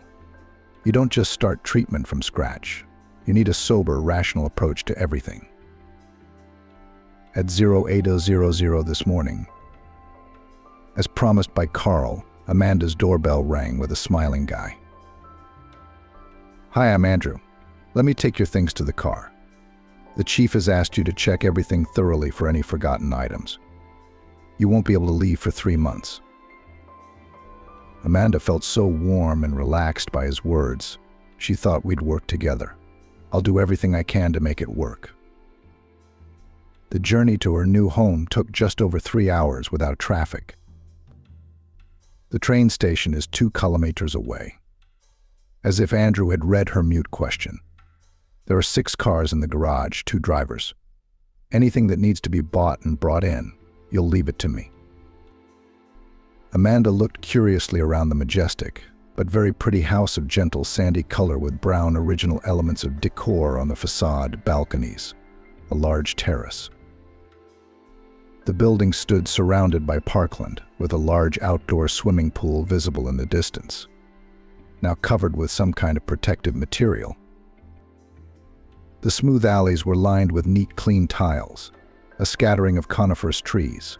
One of the paths was framed with birch trees. The rose garden was wrapped in a film. On the other side of the house there are some outbuildings resembling small greenhouses. Everywhere boxwood shrubbery, green even in this late autumn, some exotic, with thick emerald-colored leaves. There's a whole guard lined up on the porch. "Welcome to our home." These are the words of a tall, formidable woman with a mop of bright red hair. "My name is Vanessa.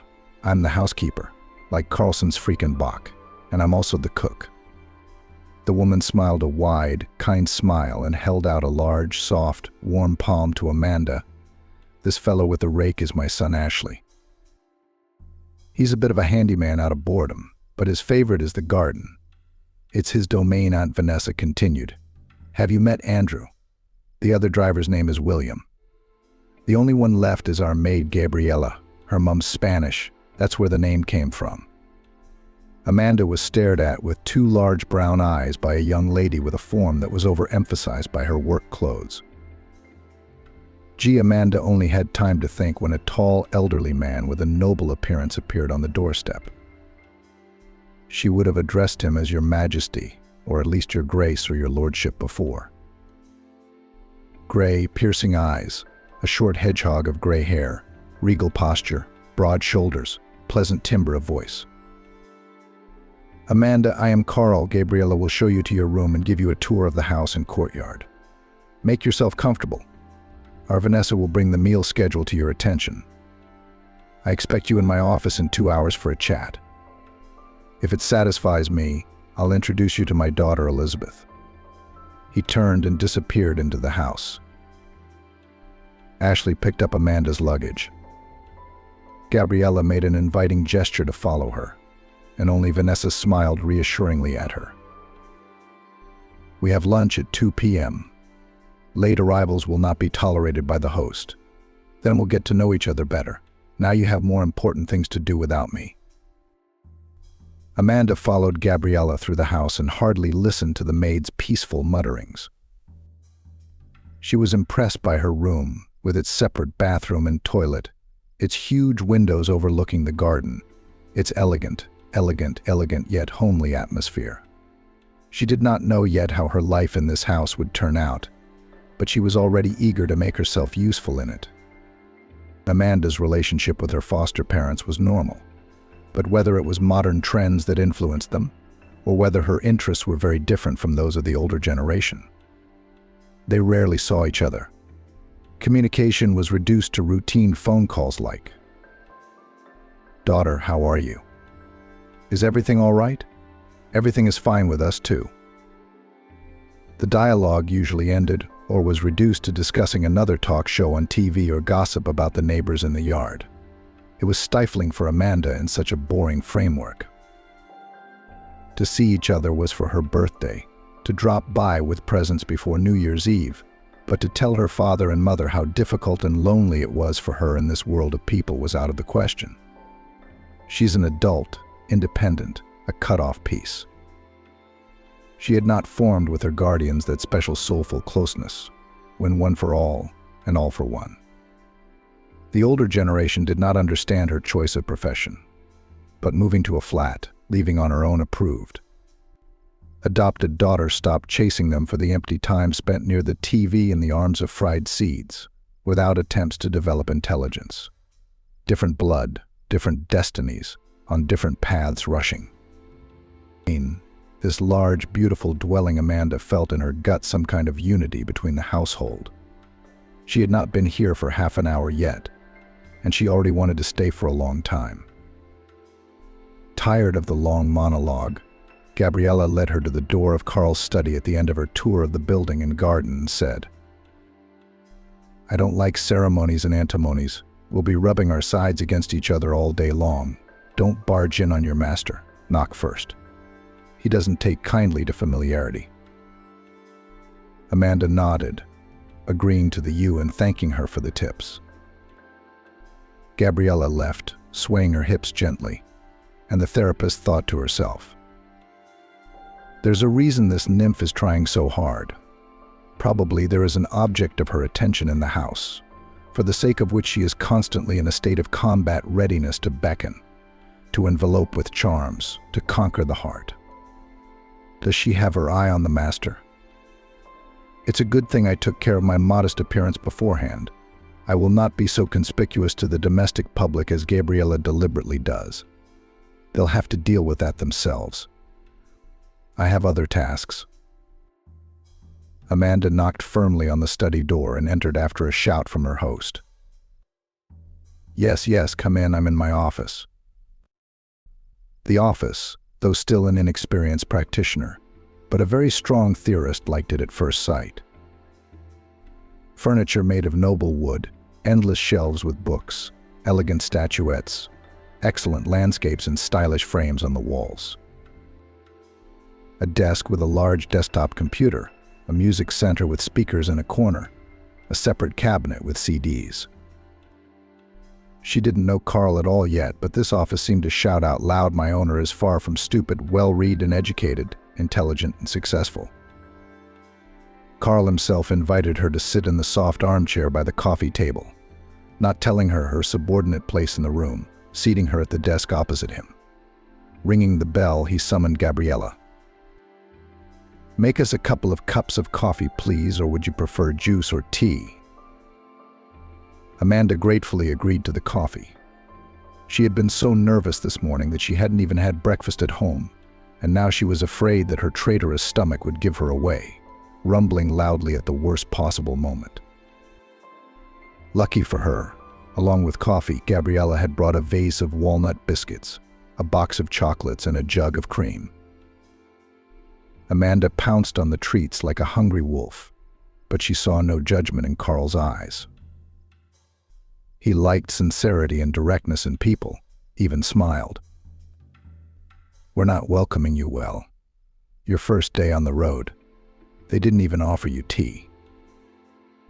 Amanda tried to say with a full mouth that everything was fine, then smiled helplessly back, wiped the crumbs off her lips, and carefully finished the rest of the biscuits.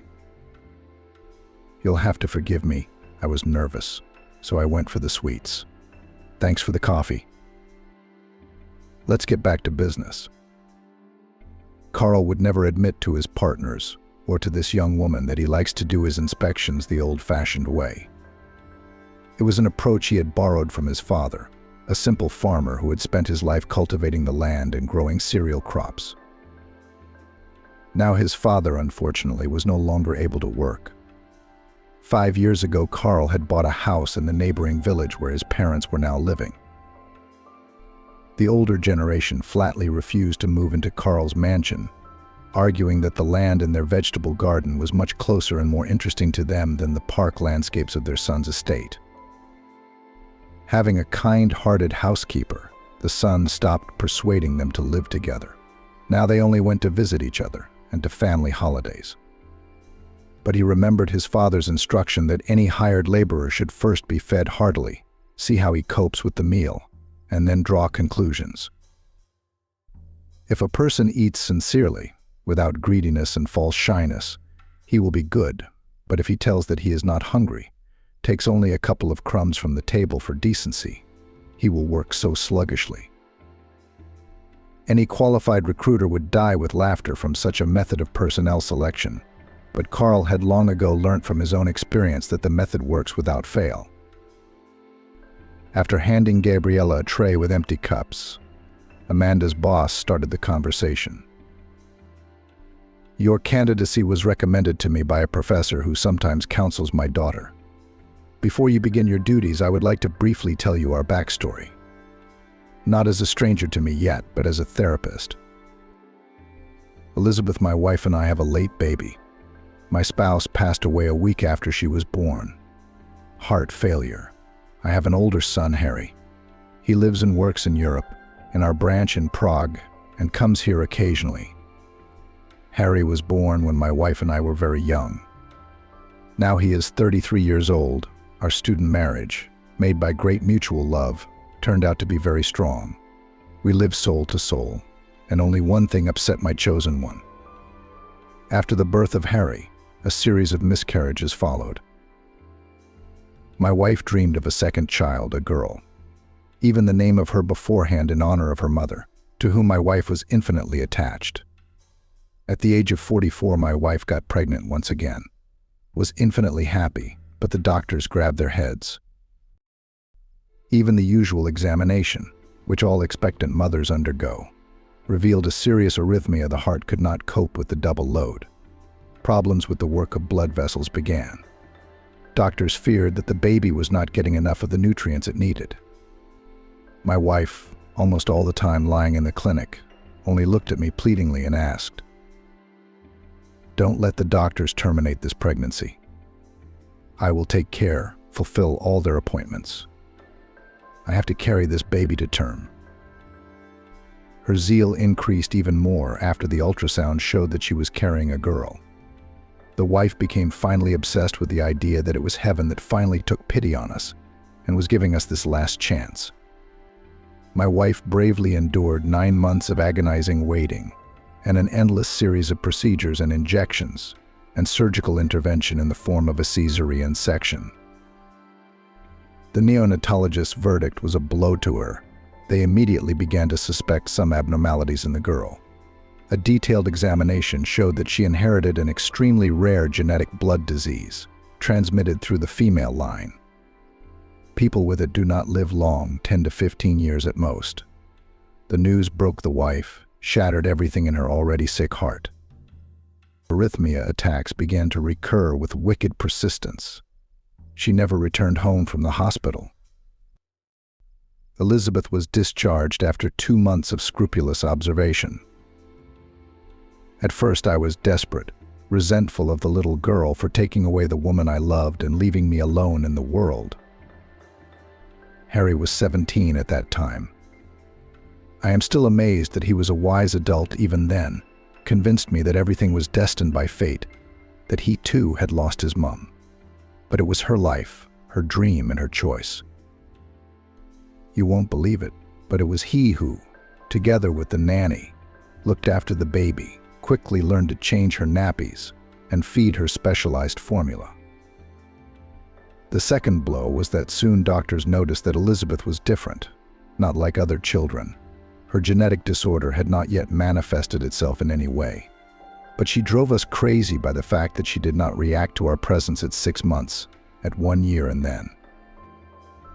Imagine the picture. The child eats, sleeps, but does not react to us, to a lot of colorful toys around him. The face is like a frozen mask. No vivid facial expressions, no gestures. As you sit or lay down in such a position and will freeze. Sometimes for quite a long time. The girl turned out to be pretty, even pretty. Big-eyed, curls of blonde hair, chubby arms and legs, but she behaved like a puppet, like an artificial doll. After a while, she was diagnosed with Asperger's syndrome or autism. Doctors assured her that this type of autism spectrum disorder boded well for her prospects. Body functions would be partially developed, but not fully developed. I took Elizabeth to Europe. There the doctors were able to perform almost a miracle. They removed the sleep disorder, adapted her eating to the right regime, and taught her to react at least a little to what was going on. I came back from Germany almost happy. Elizabeth began to recognize her family, babbled something in a language we didn't know, sometimes tried to express something with gestures, but she still hadn't learned to smile. On the street, she turned round at the noise during walks, on a trip to the Black Sea, and pushed her legs up when Harry and I tried to bathe her in it.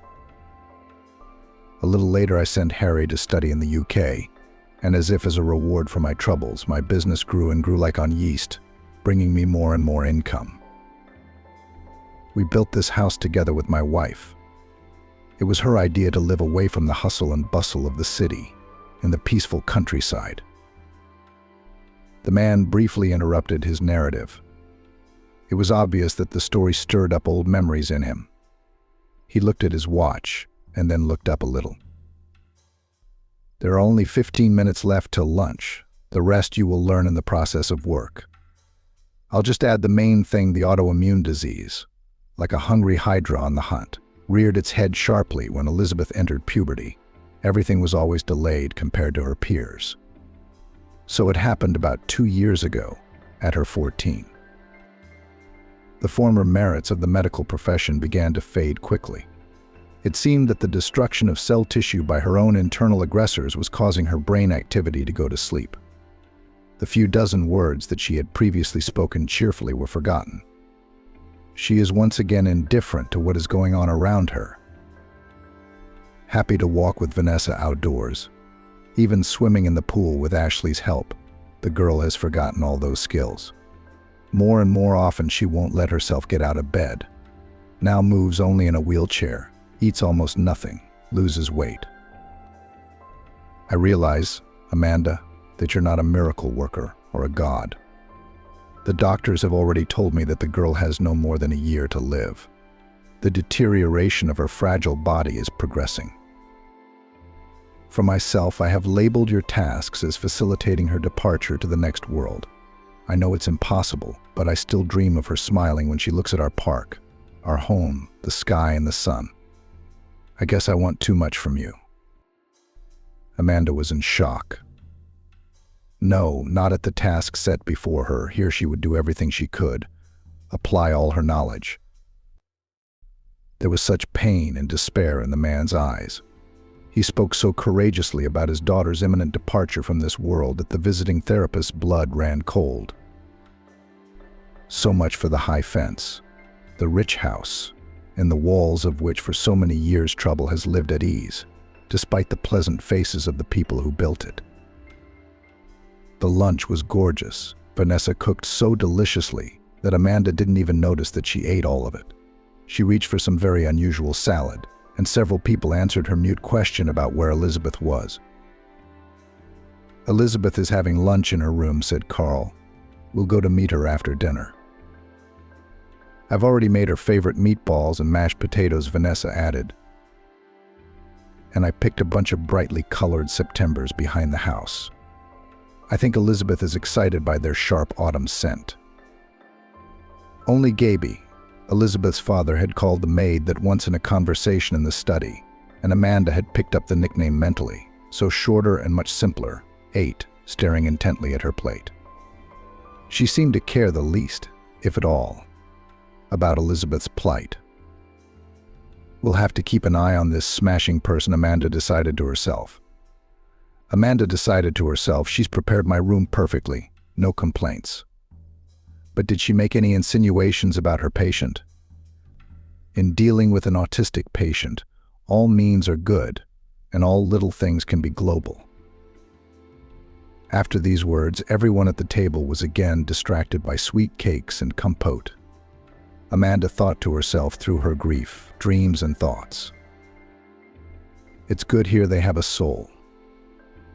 The servants dine at the same table with the master. Everyone is praying for the girl as best they can, all trying to brighten her life. Her thoughts were interrupted by Carl's voice. "Amanda, are you ready to see your patient?" The woman replied enthusiastically that she was looking forward to it, and she was not the least bit wrong. The curtains were drawn in Elizabeth's room.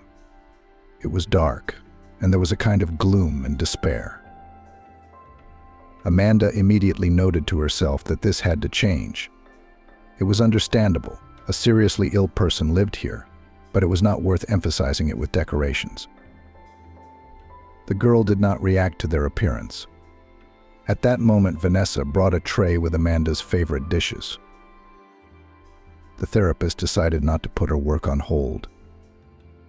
"Carl, Vanessa, let me feed Elizabeth, and we'll have a chat. Leave us alone." "Elizabeth is your new doctor, Amanda. She'll be with you almost non-stop. You don't mind if we leave you two alone, do you?" Again, there was no visible reaction. The girl obediently opened her mouth at the sight of food, chewing and swallowing like a puppet. But Amanda began her monologue. "I'm not a doctor or a carer for you, Elizabeth. I prefer the status of friend. I'll be there for you of my own free will, even though I'm an employee. I'll tell you the truth, I'd stay with you for free, as long as I like it very much. Your wonderful house, the place, the people, you.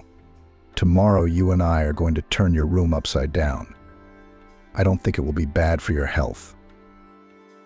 For a split second, Amanda thought there was a flicker of something in the girl's eyes, some glimmer of reaction, but it all went out again very quickly, and it could have been the insidious play of light and shadow in the room at all. The doctor, under a shower, decided to think about it in her room later, but in the meantime she dressed her ward in warm clothes and took her in her pram to the courtyard to breathe the strong air of golden autumn.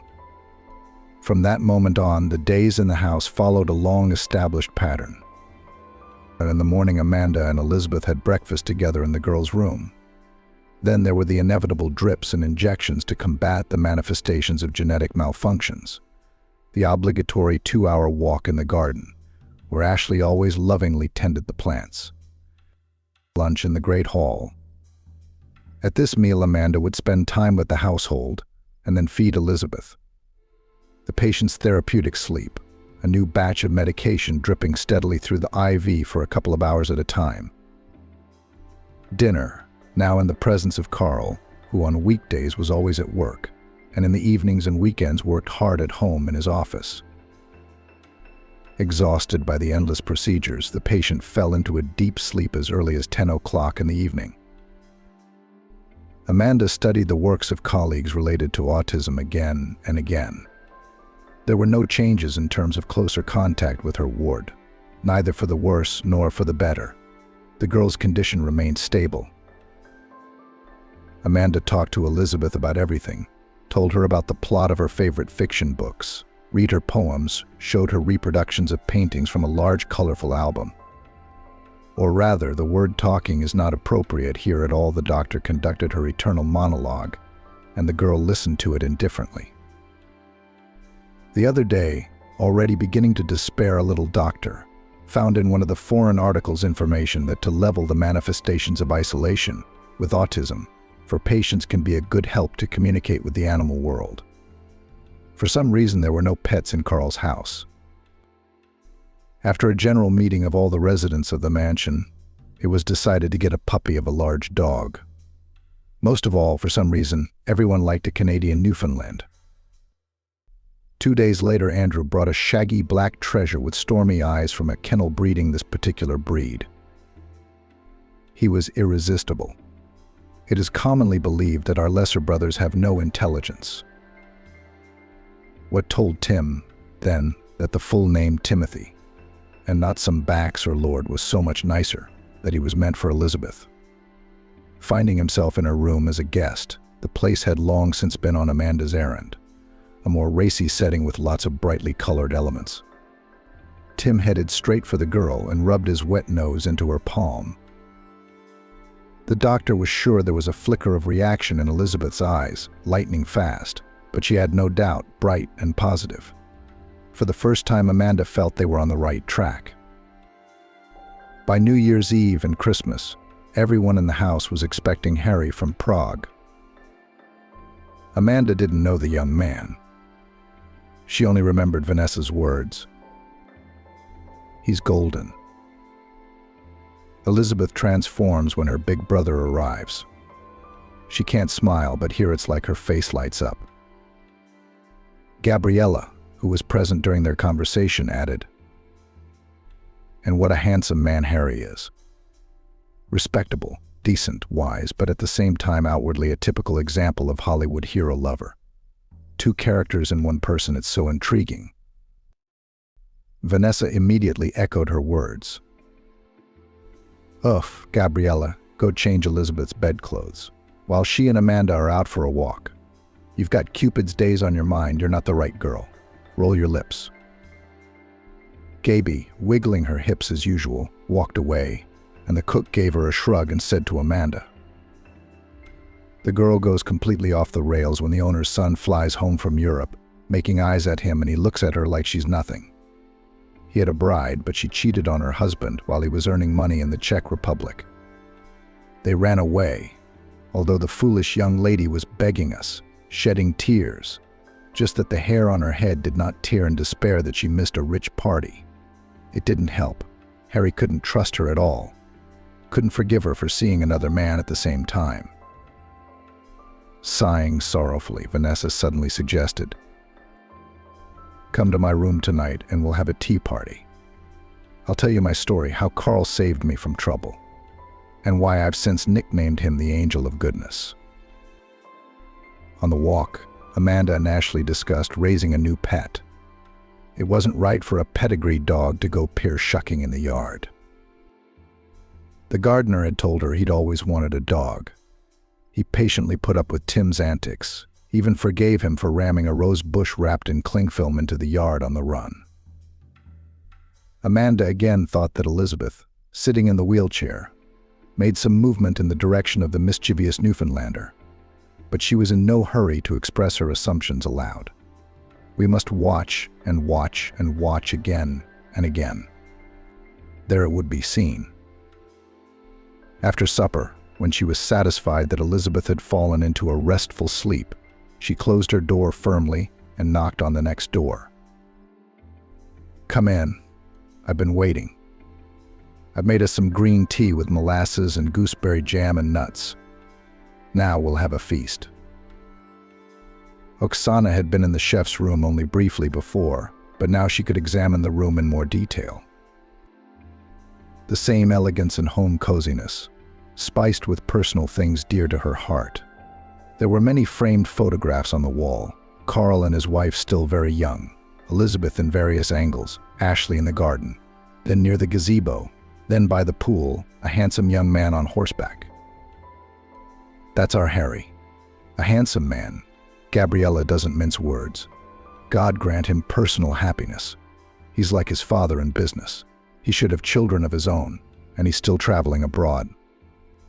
I realize he's no monk, but all these windy girlfriends aren't what he needs for marriage. He'll make a marvelous father. He loves Elizabeth." Vanessa ate another spoonful of clear amber and emerald gooseberry jam and began her tale. "After high school 35 years ago, I trained as a food technologist. Not just any culinary school in New York City. I dreamed of a career as a chef. The kind that would get me Michelin stars for the art of cooking. It didn't work out. The reason for everything was my uncluttered appearance. Height under 1 meter, size 42 feet, fullness, bright copper hair, angular movements, lack of taste in the choice of wardrobe. Of course, chefs are not chosen by their clothes, but representatives of the personnel service and all the cafes and restaurants where I tried to get a job after graduation refused me under any plausible pretext. In one prestigious restaurant, only the lady in personnel was honest. Our customers often invite the chef of the dish to the room if they like it. You cannot be a business card of our institution. You're only fit for a place in the circus buffet. I don't say this harshly because I'm cynical, not at all. I like to be honest with the people I hire. It's better that way than looking away shamefacedly and keeping a kook in my pocket. And yet my traveling in agony was one day crowned with success. I was taken to a private cafe Tsarina Tamara with authentic Georgian cuisine. The owner is a small, bald Georgian with hooked fingers and crooked legs. He then temporarily dispelled even the myth for me that Caucasian men are always endowed with a sharp oriental beauty.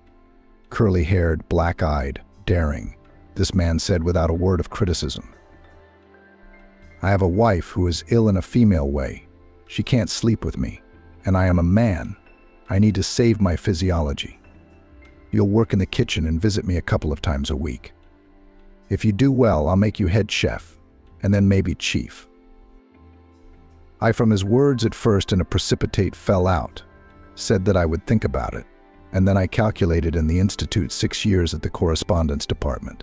Before that, 2 years as an assistant cook in the canteen. I am not today, so tomorrow 26 years old will be. And I'm still wearing girls.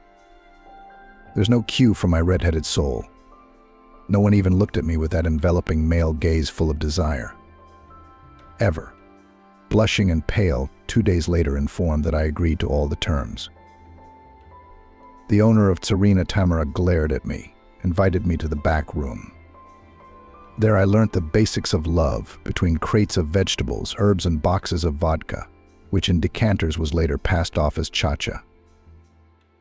It's a shame, come on. Big physiological love on a quick hand honestly lasted between me and the chief for 1.5 years. And then I got pregnant. Having learnt the news, my lover was not ceremonious, dismissed in no time. He kept bemoaning that I shouldn't talk, that his wife shouldn't know anything. He has 3 grown-up children. They'll see who he's staring at. The family will laugh. He paid me 3 months' salary in advance and washed his paternal hands of me. About the fact that the baby should be born, I informed him not immediately. All the time delayed, I felt that this news will not turn out well. With my general fullness, belly became noticeable only in the 6th or 7th month. Just before the usual official maternity leave, I found myself on the street. My rent ran out 2 weeks before Ashley was born. All I had was an aunt in a remote village. I can't even tell you how close we are. I'd never seen my father before. My mother drank herself to death when I was 20. She was homeless at first, and then she went missing. But I never doubted for a second that the baby would be. I'm alone in this world, and this will be my own blood. The landlady of my flat is not a kind-hearted person, but she took pity, waited until I gave birth and discharged from the maternity hospital. She gave me a month to do everything, and then she put up with it for free. And then her children came to live with her. They had nowhere to live, so she showed me the door. We went with a 1-month-old baby to grieve. We stayed a week in a shabby hotel, but my son was restless. The noise insulation in the building was shitty. Other guests began to complain that we did not let them sleep at night. We moved out to nowhere. I'm sitting at the intercity bus stop with my stuff and Ashley's bundle. I thought I'd go to the countryside, see if I could find an abandoned house. I had enough money in my purse for a week's existence. When an expensive dark Jeep pulled up next to the bus stop, I didn't even immediately realize that the driver was asking me what I had. I sat there in tears. Carl, and it was him. At that time, the house in these parts built a house, looking for a local specialized shop that recently erected on the highway. I gave him the address, why not, but he didn't leave at once. Later, he told me that my eyes were like those of a beaten dog, and there was so much desperation in them that he couldn't resist asking, "Woman, why are you sitting in the wind with a baby? I can give you a lift somewhere, even if it's in the other direction." I don't know how it happened, but I told him all my troubles in 2 words, as if I were in the wind. He chuckled and thought about it for a few minutes, then asked, "A professional cook, you say?" "I'm looking for such a specialist. I need to feed 2 teams of workers every day. We can provide you with a boxcar for accommodation." Of course, I didn't hesitate for a second. It was getting late, and the bus was delayed, so I was going to sleep in the field with Ashley, right on the dead grass. I gathered up my few belongings and climbed into the warmth of the car. There was no fear or apprehension. I was used to the work, and I loved my craft. Vanessa interrupted her long story and poured her and Amanda another cup of fragrant tea. She brought from the kitchen a dish of ruddy cakes left over from dinner and glanced briefly at Amanda. "Have I bored you with my tales yet, Doctor?" "Not at all, Vanessa. It's rare for anyone to talk to me so heartily, to confide their secrets to me. I am very grateful to you for this frankness." "Then I will continue," said the woman. Then everything was much more pleasant. Guy's workers met me as a mother starved on dry meat, and I with a move them borscht boiled on a brain bone, cooked cutlets, wheat porridge in a cast iron steamed with butter. When they brought to the table and compote, the foreman could not stand it. "You cook deliciously, Vanessa. We haven't seen such delicacies here for a long time. Therefore, guys, I will order the following. We have 15 people working here. It's hard to feed that many without a well-equipped kitchen. So we'll distribute the daily duty. Who of the men will help with wood for the stove? Who will carry water? Who will help the cook with other hard work? She's got a little boy in her arms. He needs to be fed and nursed. So have a conscience, brothers. Don't sit on this young woman's neck, and don't offend her in word or deed." That's how I found myself in our yard about 30 years ago when it was still under construction. Ashley is my native gold, having grown up here. After the construction was finished, I stayed in the house with the owners. Carl and his wife had Harry's little boy at the time. Oh, what a table I made for their housewarming party. The guests could only wonder where he'd found such a cook. There were various people in the house, high-ranking and with connections. Many times they tried to lure me to other houses. How could they do such a thing? An angel of goodness from heaven appeared to me one autumn evening at a bus stop, and I would betray him when others beckoned. Elizabeth was born to me, her nannies and carers, and Carl made me head of the house and promoted me to housekeeper. Everyone here has become dear to me. Even that empty Gabriella with her dreams of hunting Carl's son doesn't seem like an enemy. That's my story for you, Amanda. Maybe it will help you in your work. Amanda went to her room pensive. She used to trust the notion that the rich were stingy with their souls. In Carl's house, she saw a different world full of warmth, respect, and a willingness to help each other through the difficult realities of life. Her fervent conviction to do everything she could to make Elizabeth feel at least a little better became even stronger in her mind. From the next day, she increased the therapeutic load for the girl, insisted on the return of massage procedures, deciding that they were not harmful to the body, broken by the disease, and on the contrary, contribute to its tone. Elizabeth was still unresponsive to the change in regime. Only the appearance of Timothy's shaggy puppy seemed to revitalize her face a little. Amanda didn't give up. She wheeled her pram around the park and sat Elizabeth down to watch Ashley's dog. He took the assignment seriously. Little Tim already knew the commands sit, down, place, come, walk. In the house, the Newfoundland recognized only two masters, Elizabeth, at whose feet he spent all his free time, and Ashley, who fed and brought him up. The days were running by, and the winter holidays, New Year's Eve and Christmas, everyone's favorite, were approaching.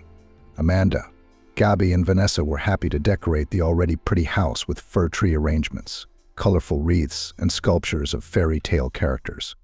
Ashley installed artificial Christmas trees in all the rooms, richly decorated with expensive toys. Everyone was in a pre-holiday mood. 3 days before New Year's Eve, Amanda received an unexpected phone call from her only close friend. "Amanda, you're going to fall over. I have big news. I'm getting hastily married and moving to Florida with my lover. He's a military engineer. We're going to live near the Cape Canaveral spaceport." Amanda was instantly sad. With Olivia, they were like sisters almost, since the orphanage together, always supported each other, and now they were going to be separated. Meanwhile, her friend continued to chatter into the phone. "On the 30th of December, I have a farewell bachelorette party in a nightclub. On the 2nd of January, we have a one-way flight. No cancellations. Amanda, I've prepared a present for you for the road. I've made an evening dress. It's amazing. It's not worthy of your beauty, but it'll set it off beautifully." If Olivia could see me now, she would die laughing, thought the nurse. Recently, she had overheard Gaby's remarks about her. The maid gave her a scornful look after dinner and summarized. "Our therapist is a moth-pale mouse gray. How only the earth bears such shapeless, faceless women. They're worthless, and men probably avoid such a scarecrow a mile away." Amanda promised Olivia to call back by nightfall and went to Elizabeth's room. The girl, after a hearty dinner, a walk before, was already fast asleep, sprawled out on the soft pillows. After adjusting the blanket, she slipped out into the corridor. The conversation with Carl was not going to be easy. At her timid knock on the door of the study, the owner responded at once. "Come in. I've just finished going through the evening's papers.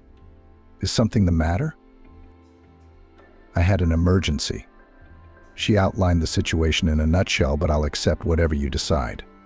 "The fact is, someone close to me is going away for a long time. We won't get a chance to see each other if I can't make it to my friend's appointment. I'm not a warden in prison or a cousin in the zone to keep you locked up, Amanda. You've been in our house for a month and a half without leave. Elizabeth is doing well, if not brilliantly, without a hint of deterioration. I am pleased with your initiatives, methods, and practical experiments. None of them have been detrimental to my sick daughter. Be sure to go to the city. I'll give you 24 hours. On the 31st of December, after 8 p.m., you must return to these walls." Amanda didn't leave his office. She flew out on wings. Vanessa was in the kitchen, and the released nurse couldn't help but share her news with her. "I'm ugly," Amanda said, "but everyone wants a bit of colorful holiday. And when I get to see my Olivia again." "You're ugly?" She smiled back at the cook. "Save the fairy tales for others, my dear. All your masquerades won't fool me, a clever old lady who has lived in this world. I guessed long ago that you hide your beauty under a dull image, wearing glasses. Don't you worry, this secret stays between us. If you're doing this, you must have a good reason. All this cross-dressing doesn't interfere with your profession, but it's my business." Amanda turned round at a run, rushed back into the kitchen, and hugged the cookery master warmly and tenderly. "I know 2 angels of kindness in this house already. Vanessa, your kindness and willingness to understand and accept is in no way inferior to your host's graciousness." She gave Vanessa an embarrassed peck on her lush cheek, smelling of vanilla and apples, and rushed off to call Olivia to cheer her up with the news. Considering that Olivia worked as a fashion designer in one of the city's eyeliers, Amanda's dress had turned out to be luxurious. Soft, tight silk of dark blue color emphasized every curve of the graceful figure, while not forgetting all the proper charms and roundness, the neckline, and the slit on the leg to the very point and measure. A string of pearls, a bracelet, and earrings that her adoptive parents gave her on her 25th birthday, exactly in tone and in the general style of the outfit. As she dressed her friend in one of the changing booths in the attire, Olivia froze with admiration. "Amanda, you are going to be a goddess this evening. And your fiancé, I'm sure he won't waver. He's already seen you in our shared photos. But the rest of the male sex will be at your feet, you'll see." "Oh, I'd rather stay away from all these signs of intrusive male attention." Amanda replied bitterly, "I've had enough sad experiences in this area. It seems to me that decent, if not knights, at least adequate gentlemen are no longer in this world. I have only come across representatives who managed to disappoint me for a long time. I'm going home to my flat to fix my hair and nails and stuff. I'll meet you at the club tonight." The place called Big City Lights met Amanda, who arrived by taxi with a stunningly colorful appearance. Dressed up fir trees and pine trees, colored lights and tinsel shining in their light, the crowd dressed to the hilt. Her favorite friend Olivia was wrong. There were many real beauties on the dance floor, at the tables, at the bar, worthy to become the prima donnas of this evening and the coming night. On the eve of the new year, it seemed that everyone tried not to hit in the dirt face. The audience was already relaxed by the fountain of hot drinks. Amanda breathed a sigh of relief. No one around her cared about her, but she was glad too soon. At one of the tables, Mason was having a good time with his friends, her first and only man. At the sight of Amanda relaxed and chatting serenely with Olivia and the rest of the girls, a greedy gleam lit up in the man's eyes.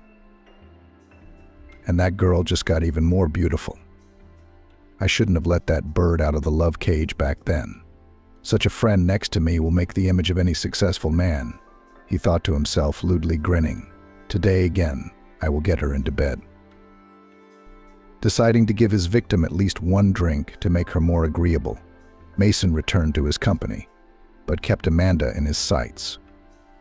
After about an hour, Mason ran out of patience. He decided to go and teach the wayward babe a lesson by humiliating her in front of her friends. Amanda suddenly appeared behind him with a banal greeting. "I see what people are like without a bodyguard. Do you want me to protect your gorgeous body from the claims of other men?" Amanda jerked away from Mason in surprise, but she didn't want to spoil Olivia's wonderful evening, so she quickly got up from the table and led Mason away from the bar. "What do you want?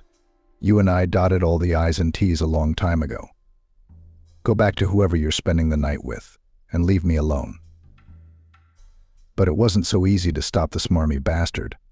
He wasn't about to give up his intentions to sleep with such a lovely woman again. "Come on, Amanda.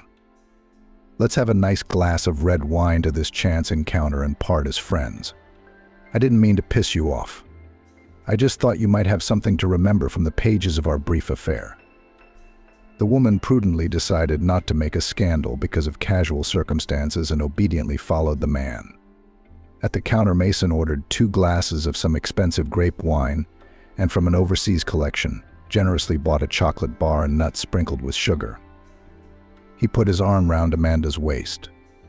The man's calculation was trivial, that now his old acquaintance would get drunk and become more docile, but he was wrong. Amanda drained her wine glass without even tasting it and looked boldly into her ex-lover's eyes. "Am I free of you now? Is the ritual honored?" Mason was not accustomed to such behavior of ladies. He had never been refused, so he began to whisper in her ear. "This is not the end of our New Year's Eve date, my dear. Don't get your hopes up. I'm going to rent a private office and you're going to be gentle with me. I remember everything, my lovely." Here we go again, Amanda thought with annoyance. Why is it that when a man is around, all his desires are always reduced to one thing? She looked around helplessly. There was no one around except a young man calmly sipping whiskey at the counter. Their eyes met, and what did the stranger read? But he slid valiantly off the bar stool and approached them. "This woman is here with me. I only stepped away from the table for a short while, and you young man immediately took advantage of my absence. Mason's eyes widened in surprise. "What kind of businessman are you? Where did you come from?" Amanda remembered the rest of it as if in a nightmare. The man who had come to her rescue had lifted Mason off the floor like a feather and given him a solid slap on the wrist. But the bitchy, temper tantrum-hardened man didn't calm down. Before retreating from the battlefield, he grabbed his unfinished glass of red wine and splashed the brightly colored liquid directly onto Amanda's dress. A huge maroon stain instantly spread across the silk. The woman turned pale, and her unexpected knight grabbed her by the arm and dragged her to the bathroom. On the way, he said something about washing the cloth quickly, then there would be no trace left. Amanda was worried about something else entirely. No one had ever stood up for her before in her life. Suddenly, on some impulse, she threw her arms around the man's neck and dragged him with her to the club's exit, stopping only for a moment at the cloakroom to retrieve his coat. "I've got a car. I have an appointment here with an old friend, but he's running late." But Amanda didn't listen to him. As in a dream, she dragged the newly disembarked passengers along the cold autumn street to the car with checkers. She didn't care about propriety, about her ruined outfit, about the surprise of her companion who followed her obediently. There was only one single thought in her head. How good it is that I like to wear expensive silk linen. It won't be embarrassing. In her flat, where she had brought a random knight from the club, she pounced on the man like a tigress, like a ravenous march cat. And he didn't fight back. Everything that happened between them was like being in the Garden of Eden. The body sang, the soul rejoiced. The thoughts danced the can-can. How tired I am of being well-mannered and decent. Let it all be a one-time thing. I don't even know his name, though my casual lover is obviously handsome and not stupid. Of the latter, she was somehow sure, though they hadn't said a word to each other. In the morning, they fell asleep together without breaking their embrace, but Amanda woke up alone.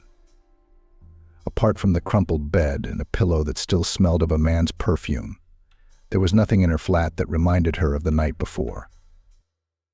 She brewed coffee, pulled out her shoebox stash to buy Christmas presents for everyone in Carl's house. She was beginning to think of all these people as family. And the night, what could she do about it, that it had come to an end? All New Year's Eve magic comes to an end at some point. Gone was Father Christmas, having rid her of the vile Mason. It's just a pity she didn't even feed the stranger breakfast, really. The fridge is empty, and there's no bread, not even a slice. But she can make delicious pancakes.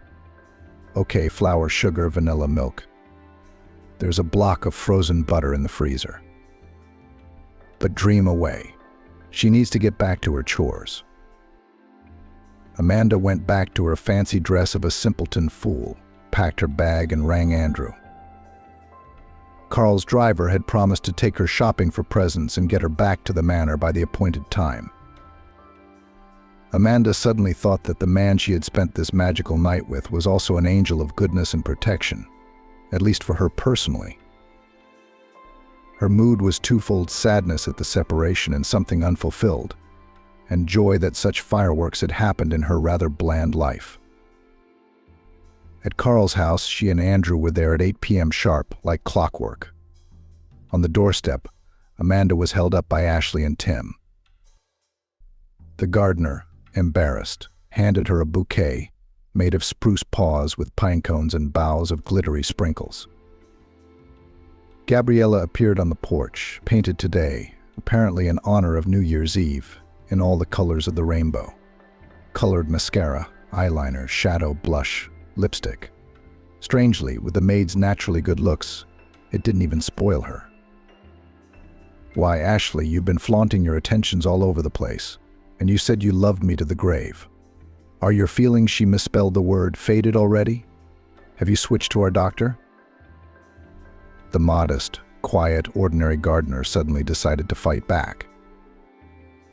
"I haven't had time to give you my simple gift yet, but don't touch Amanda. Don't you dare even speak to her in a disrespectful manner. You're not worth a fingernail." Gabriella gave Ashley a scornful glance and sang back, "Shut up already, you gardening scarecrow. You're not the one I'm waiting here for. Harry should be here soon. The man's no match for you. Learn from him what a man with a capital letter looks and acts like." Amanda took Ashley's arm and led her away from him to interrupt the unpleasant monologue. "You don't listen to her filthy words, Ashley. A man who can love plants and animals so well, it's like he's an extension of them on this earth. Some of us become an angel of kindness to others, heals and saves lost, unhappy souls. And someone becomes a kind of shepherd, guide, conductor for flora and fauna, protects it from human cruelty, uses people for good, not spoiling, sparing, wisely. You are one of such angels of goodness for Mother Nature. Be proud of such an exceptional status. You have earned it." Amanda pecked the confused Ashley on the cheek and walked up the stairs. In the distance, she heard the sound of a car approaching the house, but she was already running to her ward. It was New Year's Eve, and Elizabeth wasn't ready. Vanessa had her hands full with the table. Everything was sparkling and glittering in the decorated hall. The table was bursting with food and drink, and all the family was dressed up. Even Amanda had changed her shapeless jumper for a white blouse with lace and a black skirt.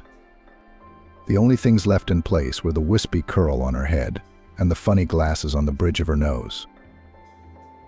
Carl came to the table in a soft cashmere pullover and loose light-colored trousers. Vanessa had little gold tinsel bows on her head and in her apron. Gabriella wore a provocative purple dress with a low neckline and a deep cutout on the back. It was the way the dishes were served to the table. In her chair sat a rather plain Elizabeth, wearing a delicate violet-colored dress. Amanda had done her hair. The girl looked refreshed. At her feet, as usual, lay the faithful guard Timothy. Ashley had specially washed him with dog shampoo for the holiday. His coat was shiny and even silvery in places. Amanda had already handed out presents to everyone, little Christmas decorations depicting angels in various outfits. All of them, if you shook them a little, made a melodious chime. We started to sit down at the table at 22 in the evening. We had to see off the old year, thank it for all the good things, and ask it to take the bad things with it. Carl went out to hurry his son, and soon they were in the hall together. Amanda was just taking a sip of orange juice when the man she had spent tonight with appeared in front of Elizabeth and her. She even caught the end of the sentence. "I'm sorry, Father, I was late. There were unforeseen circumstances. And then I also had to reschedule an important business meeting that had canceled yesterday." Amanda choked up and blinked her eyes, frightened. And then a miracle happened in front of everyone. There was no other word for it. Elizabeth became animated, reached out to her brother, and then made a gesture towards the floor and inarticulately said, "Naïf." Everyone was stunned and rushed to brace and hug the girl. Amanda slipped quietly from the table in the midst of the commotion. Let her relatives stay together. Without her, no one would notice her absence, and she needed to recover from the unexpected shock of discovery. The man of her dreams, her mysterious night visitor, and Carl's son were one and the same person. She was shaking all over with confusion. At the table, it was soon discovered that Elizabeth's carer and her doctor, who had brought such a joyous event to the house, had gone somewhere. Harry was sent in search of her, and he knocked insistently on the door of the house physician, then opened it a little, but found nothing in the room but the sound of water running in the bath. Deciding that the woman might have been taken ill, the man pushed the bathroom door resolutely open. Above the bathtub, bent over, Amanda was furiously rubbing some kind of cloth, dropping tears into the water. She turned round at the noise of the door opening. She wasn't wearing her ugly glasses now. Her hair was loose down her back, and Harry caught a glimpse of something very familiar about her. Then he moved his eyes to the bathtub where a beautiful dark blue silk dress lay. The puzzle came together. You? Harry shrieked in surprise, and I came back with champagne, provisions, a bouquet of flowers to your flat, but it was empty. I almost went mad with despair. I thought I'd lost my night fairy forever. Amanda boldly stepped into his open arms. To hell with all principles, decency, rules. This man had turned her soul upside down yesterday. People on this earth meet and get to know each other in different ways. She feels good with him, the rest doesn't matter. Harry let the girl out first. Quickly put something on, it's only 5 minutes until the chimes strike. We'll make it in time. There was no time for the usual masquerade.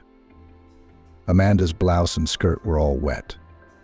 She pulled on her tight jeans and white jumper in a matter of seconds. Didn't bother to brush her hair. They arrived at the table as the chimes struck. Champagne bubbles were playing in the glasses. Vanessa's culinary creations were waiting on the table. Even Elizabeth tried to put a semblance of a smile on her face. Carl did not ask his son a single question, only glanced at the young people seated at the table next to him. Vanessa thought to herself, and with that, we'll soon have children's voices in our house again. Ashley smiled happily, stroking Tim's back.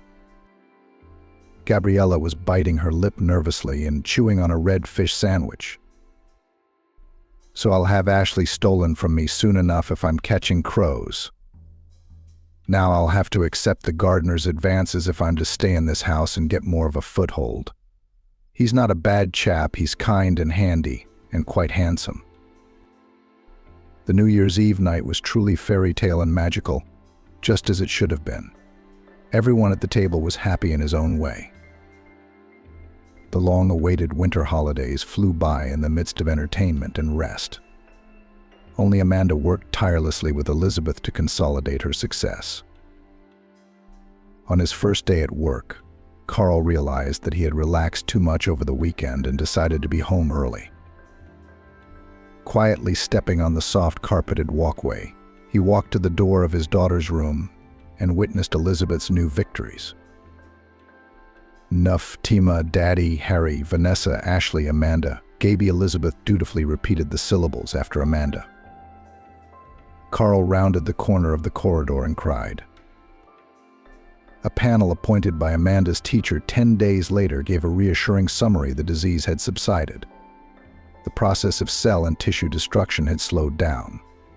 The remission period had already exceeded all known scientific limits. Carl, I told you Amanda is an excellent specialist. In our case, expecting a full recovery is a bit of a stretch. But your daughter has shown marked improvement in her general condition.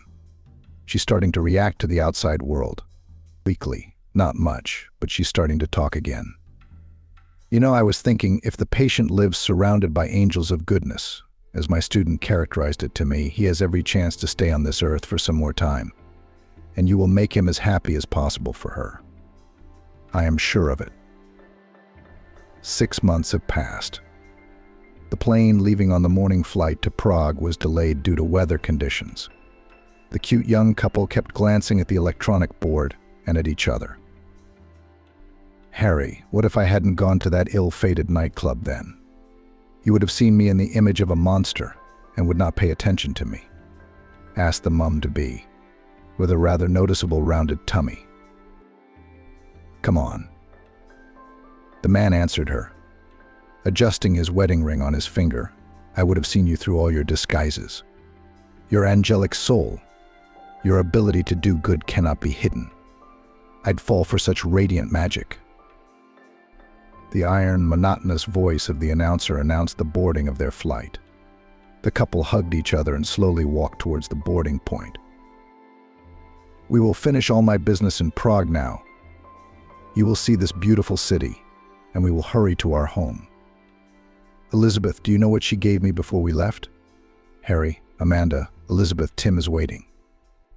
It's a puzzle. We can't let them all down. Without us, the circle of good angels would be incomplete.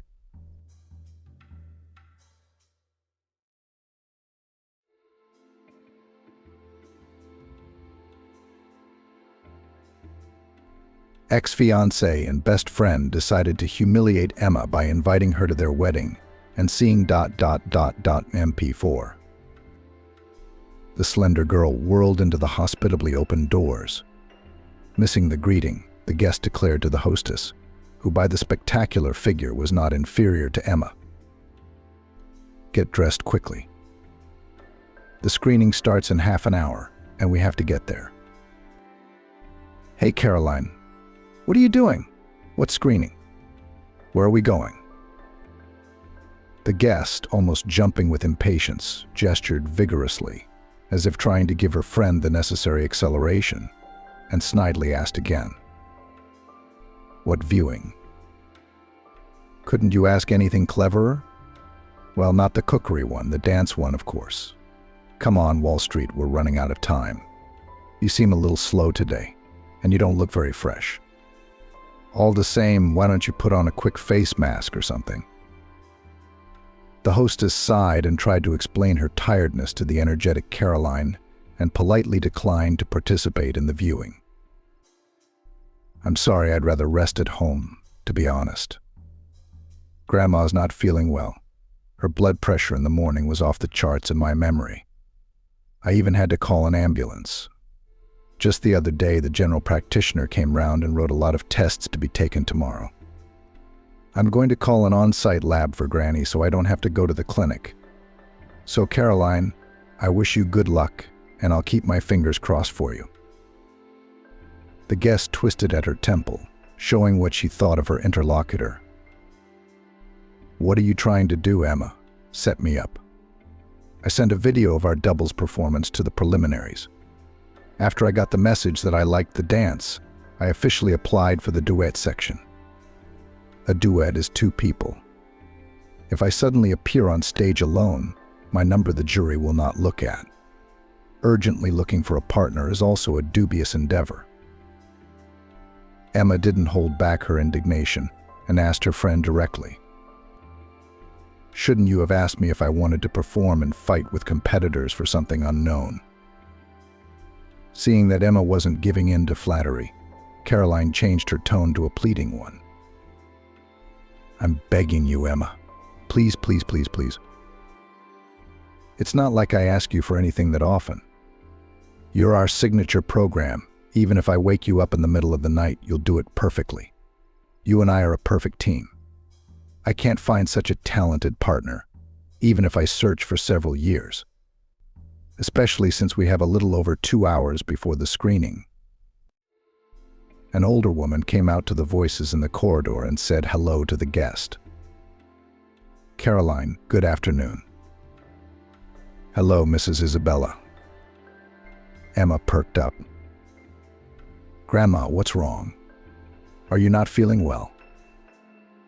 The woman shook her head. "I'm fine, Emma. You've heard, haven't you?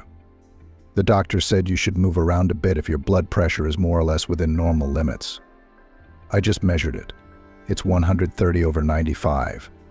If it goes down any further, I could go into space. I'll go to the kitchen and make some tea." The guest decided to make a move on her friend's grandmother. "Mrs. Isabella, how are you feeling? Maybe I can run and get some medicine while Emma is getting ready?" The woman smiled. "You were a foxy little fox, and you're still a foxy little fox. There's no need to run out for medicine. I've got everything I need. I'm sorry, girls, but I accidentally heard bits of your conversation, even though I wasn't listening. So why don't you tell me where you need to get Emma all of a sudden?" Caroline's voice sounded pitiful, almost tearful. "To watch the dance competition, Miss Isabella. It's practically a matter of life and death for me. Emma refuses." The woman looked carefully at Caroline, who folded her hands in a pleading gesture, shifted her gaze to her granddaughter, and looked into her eyes and asked, "Sweetheart, you should probably get some rest, shouldn't you? I've tortured you with my caprices. So girls, let's go and have tea. Surely this is not the last contest that will be held." Caroline knew perfectly well that it was useless to argue with her friend's grandmother. The girl obediently threw off her shoes and headed to the bathroom to wash her hands with fragrant scented soap. She couldn't stop thinking of arguments that would help her to make her friend keep her company at the contest. Sitting down at her long-established seat at the table in her best friend's house, Caroline turned to her grandmother again. "Mrs. Isabella, you see, this contest is not the most ordinary or simple. Winning it will be a chance to completely change a life. You see, even though it's a regional competition, the winners get a trip to the capital. Frankly speaking, I understand that at the qualifying stage you have to stand out so much to distinguish yourself from the crowd of talents. And then there will be training, and during it you will be able to polish your movements almost to perfection. The main thing for me is to get through the first round, but without Emma, it will be much more problematic. Especially since I applied for a duet. I'm sorry I didn't consult her. That's my mistake, I admit. But it was in good faith." Emma objected, but not in a mean-spirited way. "You could have asked my opinion on the phone. We're in touch all the time, and you haven't even hinted at it once." Feeling that her friend was not angry, grumbling only because she was a little hurt by her arbitrary decision to participate in the contest, Caroline continued her persuasion. "Mrs. Isabella, you must understand that Emma has nothing to lose by going to this screening for fun. If she doesn't like the idea, if she doesn't want to compete, then she doesn't have to do it anymore. I promise that after successfully passing the qualifying round, I will not insist on anything. I'll swear on anything. I just want to get through the auditions. Please, Mrs. Isabella, let Emma come with me. Look how much better she looks already. She's got that tea blush on her cheeks, hasn't she? Help me out." The girl turned to her friend. Caroline was a persistent persuader. Emma trembled and looked at her grandmother and asked, "Are you actually feeling well, or are you just trying to make me feel better?" The woman smiled. "I'm actually fine. Go on, my soul. Have fun," Mrs. Isabella said. Caroline clapped her hands and ran up to hug her friend's grandmother. "Thank you, Mrs. Isabella. You are awesome. The coolest grandma in the world, and a sly vixen."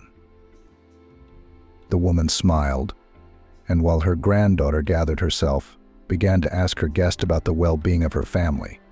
Soon Emma announced to her friend that she was ready, and the girls headed to the casting. They decided not to spend money on a taxi. On the way to the place of the contest, Emma involuntarily thought that however it was, it could not be otherwise. After all, how could she refuse her best friend, with whom they shared the joys and problems in half for more than half of their lives? The girls met at a children's sports camp. They were in different squads and almost did not communicate, but having gone through a curious situation, they became best friends. It was a passion for dancing that first became a reason for heightened competition, and later brought them closer due to a similar level of wealth. The parents of the girls were about the same level and could afford to pay for an expensive hobby. Emma and Caroline studied at prestigious choreography studios in the city, but in different neighborhoods, and went to training with sincere pleasure. During the summer holidays, both girls missed their favorite activity. So when a talent contest was announced in the camp, they decided to take part. Of course, each of them prepared to perform a dance number. The camp management provided a place for everyone to practice, which, however, was not very many. The opening time of the detached one-story building with a hall and a stage was limited, so that willy-nilly the participants knew quite well what their opponents would emphasize. It wasn't to say that Caroline's training at her choreography studio was shoddy, but she was jealous that Emma was not as good at some of the elements as she was at others. Besides, her rival practiced with complete dedication. Even outside of rehearsals, Emma was immersed in her thoughts. She walked along the paths for a long time, then stopped, wrote something in a small notebook, and went on. No matter how hard Caroline tried, she couldn't see what Emma was writing down. The day of the contest came quickly. There was literally no empty space in the hall. After all, let's face it, there wasn't a lot of entertainment in the camp. According to the draw, Emma had to perform right after the magician, who opened the talent parade. Going on stage, the girl brilliantly began her performance to a song familiar to everyone. However, as soon as the first lines of the second verse were heard from the speakers, the music stopped and silence hung in the hall. Only the girl on the stage behaved as if nothing had happened and continued her dance. She, as well as before, managed to look into the hall so that it seemed that she looked into the soul of each spectator. Emma's lips moved slightly. Apparently, she was still humming the song softly, helping herself not to get lost in the dance. It was fantastically beautiful. The silence was suddenly broken by a lone voice coming from somewhere in the back rows, blasting the popular lines out loud. The unknown soloist was then joined by other audience members. Soon almost the entire auditorium, including not only teenagers but also a good portion of the staff, picked up the familiar lines. One of the contestants, who was standing with a guitar backstage waiting for his entrance, began to strum the melody on the instrument. As Emma performed, she made several deep curtsies to each side of the auditorium, as if there were nobles there, as well as to her unexpected musical accompaniment backstage. Smiling, she sent air kisses to everyone, at which point the applause started. As a result, the first prize was awarded to Emma. The silver prize winner was a young man who played the guitar perfectly and won many hearts. Third place honors went to Caroline. She didn't seem upset. She found the strength to congratulate those who had beaten her, thanking the judges in the audience. That night, after lights out, Caroline went to Emma's cabin and called her in to talk. The winner did not refuse. At Caroline's suggestion, they went to the dining room so that, she said, they could not be overheard by curious neighbors, and sat down on a bench.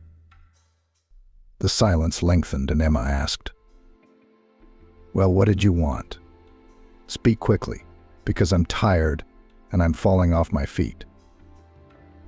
Anyway, I just wanted to admire your performance. You were great, you were great. You handled an unusual situation very well. Didn't get confused and danced everything without a hitch." Emma was pleased to hear the praise from a peer who knew about dancing, and she confessed, "In general, it's not really my merit. Our coach once told us that at any level of competition you have to be ready for anything." She gave an example of how once at the World Figure Skating Championships in the early 70s, one of the pairs competing for the Soviet Union found itself in a terrible situation. The musical accompaniment during the program simply switched off. However, the Soviet skaters continued to perform the elements as if nothing had happened. The secret was that they were practicing differently at the insistence of their coach. The whole pattern of the dance, or I don't remember exactly how they call the sequence of elements, was subordinated to a strict rhythm, calculated by seconds. And the absence of music in the middle of the performance was not a disaster. Of course, it was much more difficult for them than for me today. Can you imagine the difference in the scale of the competition? Plus, no one was singing along. I had that inspirational example in mind today too, and the incredible support from the audience was palpable. Caroline was thrilled. Originally, when she challenged her rival to a meeting, she just wanted to know her secret. Now she decided to become her friend. Emma accepted the offer to communicate. They exchanged what they knew, and even came up with a few dance routines to perform at the Parents' Day. The girls came up with a little number and drew a flurry of applause. Upon returning to town, the girlfriends continued to socialize. Caroline even went to the studio where Emma trained. As they grew up, slim, young, perfectly dancing beauties invariably attracted attention at discos. The girls together entered the Institute of Culture and managed to reach the equator, when the happy, quiet life of Emma collapsed overnight. Her parents were killed in the family car. As soon as they had driven a little away from the car park at the shopping center, the car flew into the air. The doctors were powerless to do anything. The girl was saved only by the fact that she was not feeling very well that day and stayed at home, not going shopping with her parents. She lay on the sofa under a warm woolen plaid and drank tea with lemon, trying to overcome the malaise as soon as possible. When Emma saw her grandmother opening the door of her dead daughter's flat with her own key, she realized that something irreparable had happened. Mrs. Isabella hugged her granddaughter and whispered the bitter news in her ear. The girl could not find a place for herself. It seemed to her that if she had gone with her parents, she would have noticed something wrong and prevented the death of her loved ones. She tried not to upset her grandmother, but at times tears dripped from her eyes when she was reminded of her parents. During that terrible period, Caroline became a real support for Emma. She literally moved into Mrs. Isabella's flat, where Emma's friend had moved after the tragedy, and kept her grief at bay. She lived there, almost forcibly took her to the institute, forced at least something to eat. To the surprise of many neighbors and vain gossipers, the perpetrator involved in the massacre of Emma's parents managed to detain. And the main merit belonged not to the law enforcement agencies, which, as if someone sent a directive not to be too active in the search for the criminal, the grandmother spared no expense to punish not only the murderer, but also the customer of the massacre of the only adored daughter and son-in-law, whom she, contrary to popular belief, respected and loved. Mrs. Isabella sold her jewelry and carefully shielded her granddaughter from the details of the investigation and court proceedings. She seriously feared for Emma, for her psychological state, even 6 months after the tragedy, was deplorable. As soon as the girl approached the house where the flat where she lived with her parents was located, she would become hysterical. Emma couldn't forgive herself for staying alive. To return to the place where she had once been happy, the girl refused flatly. Mrs. Isabella didn't insist. It was not easy for her, and alone she would probably have gone mad. Her granddaughter and the punishment of criminals were her pillars of sanity.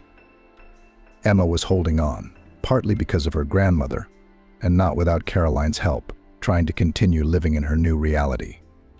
The financial situation was visibly shaken, and Mrs. Isabella, after much deliberation, arranged a home council with her granddaughter. "Girls," said Mrs. Isabella, "I realize that we are going to have a difficult conversation, but I will not make important decisions without you. I know you don't throw away your home, but I'm sorry to have to rent it out. I'm afraid we'll end up with ruin instead of money. What do you think?" "Grandma, you're right. It would be too hard for me to stay there," Emma said.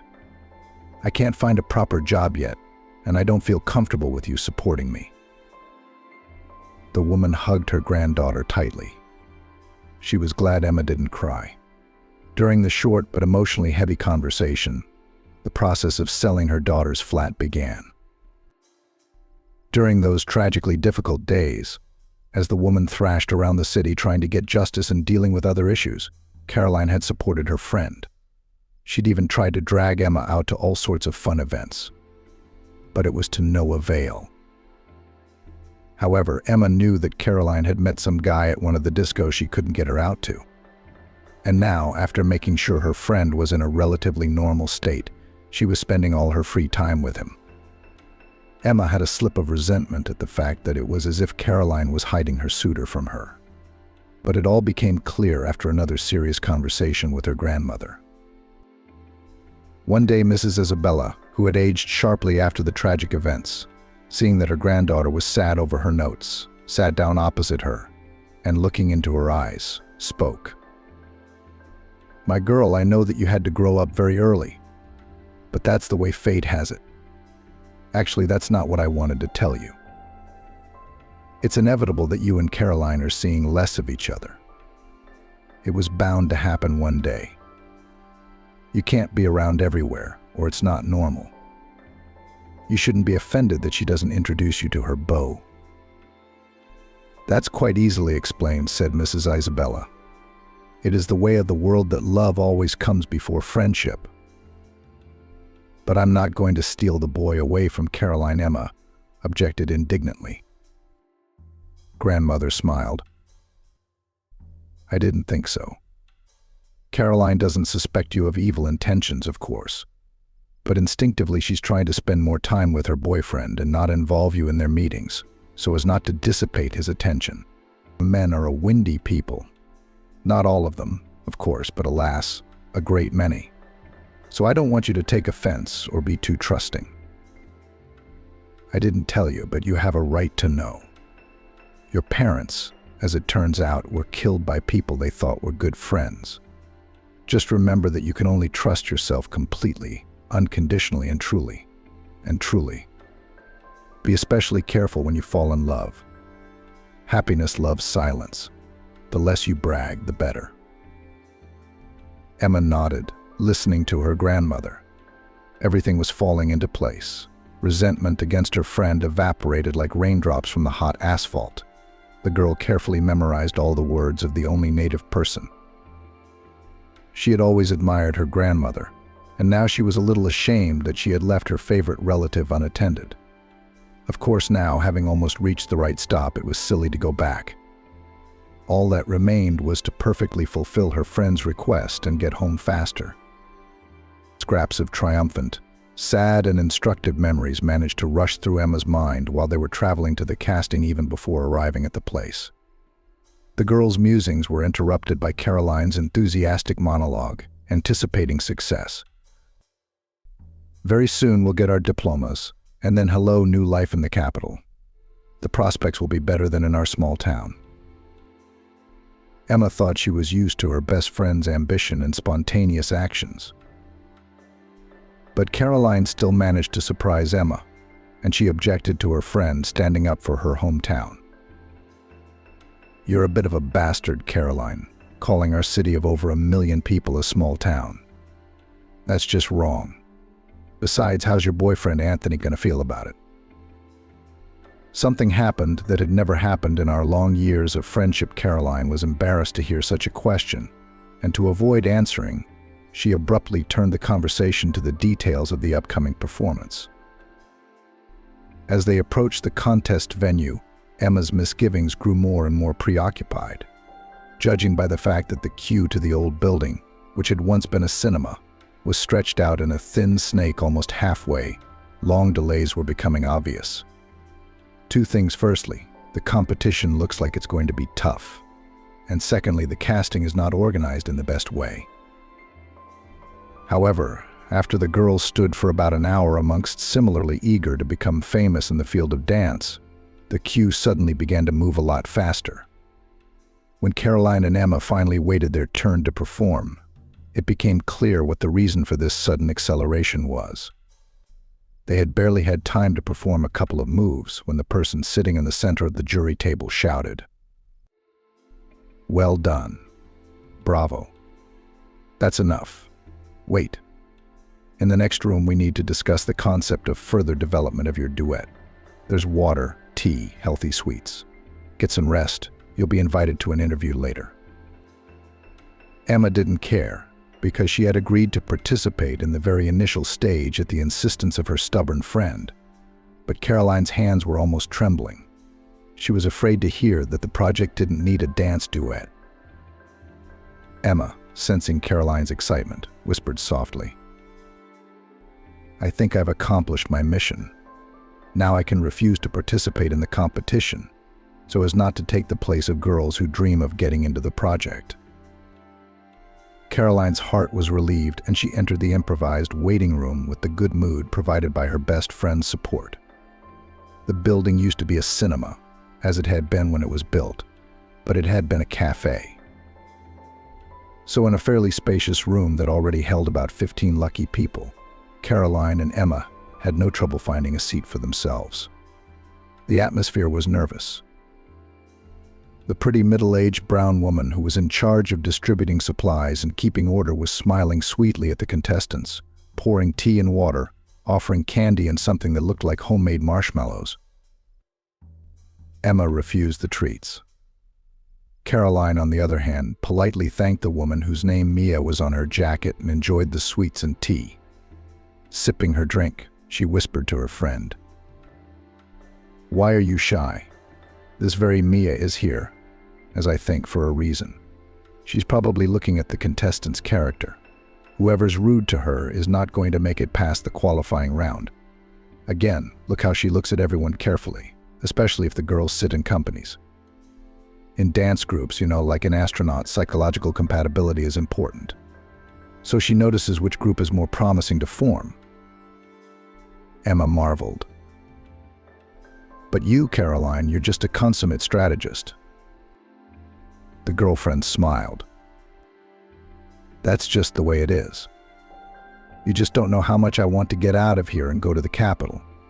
Parents constantly nagging study better. Do not go out late.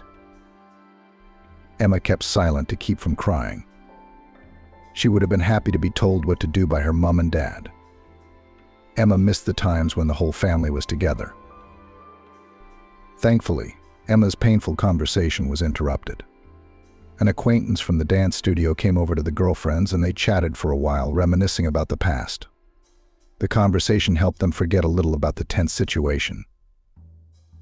The number of contestants in the hall did not decrease, and those who went to the room for the interview were replaced by new ones.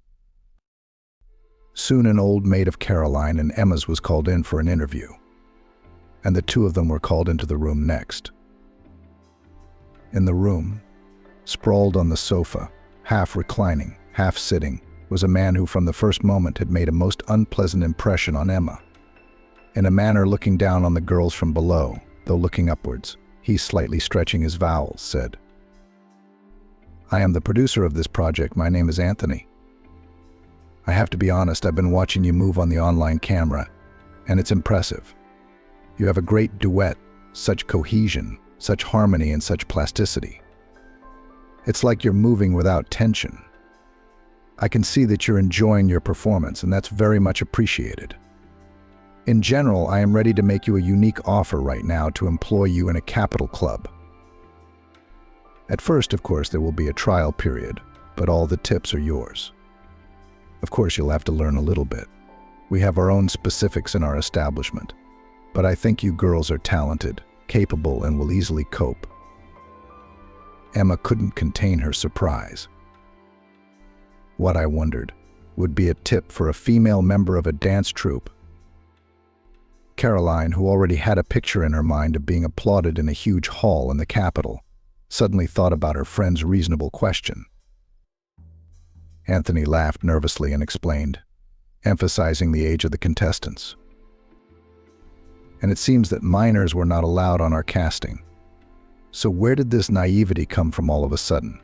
Or do you want to break comedy here, batting your eyelashes? We'll have to dance at the club. The customers there are generous and hot." The producer never called the job what it probably was. But Emma realized she needed to get out of that room as quickly as possible. Taking Caroline under her arm, the girl correctly said goodbye. "I'm sorry to have taken up your time, but we have to go." In contrary to fears, neither Anthony nor anyone else held the girls back. They walked quietly out of the former cinema building into the street. The always cheerful Caroline sank back, realizing that she'd almost got herself into trouble. Emma cheered her up. "Don't worry, there'll be some proper auditions. In the meantime, let's get a taxi. I'm really worried about Gran." Caroline, who was feeling awkward, was uncomfortable to refuse, though she planned to give herself an extraordinary shopping spree to improve her mood. While the girls were in the taxi, Emma asked, "Let's not scare my grandmother with the truth about this fake casting. Let's just say it didn't work out.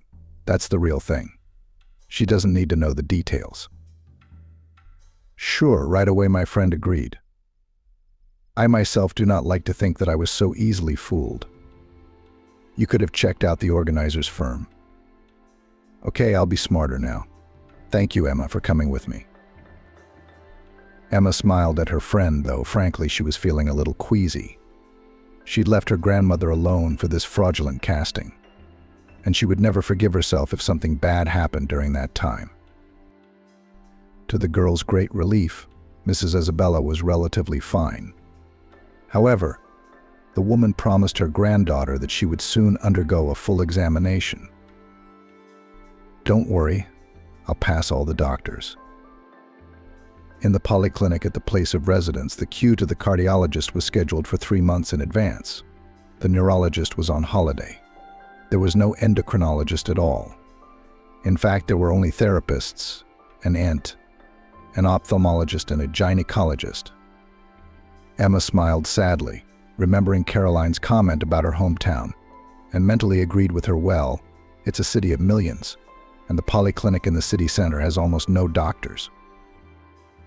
At the urging of her granddaughter, who was worried about her health, Mrs. Isabella went to a private clinic, but Emma was adamant. Let's take the money left over from the sale of the flat out of the account, but you'll pass the doctors without such a long wait. The woman had no choice but to comply, and so began her epic journey of visiting the clinic, taking tests and undergoing examinations. Emma, of course, asked her grandmother about the results, but in the hustle and bustle before graduation, she simply did not have time to study what was stated in the statements. Mrs. Isabella was cheerfully reporting to her granddaughter that all the deviations from the norm were just age-related changes, which angered Emma. Nonsense. You're always young. In fact, Mrs. Isabella's health was not as good as she presented it to her granddaughter.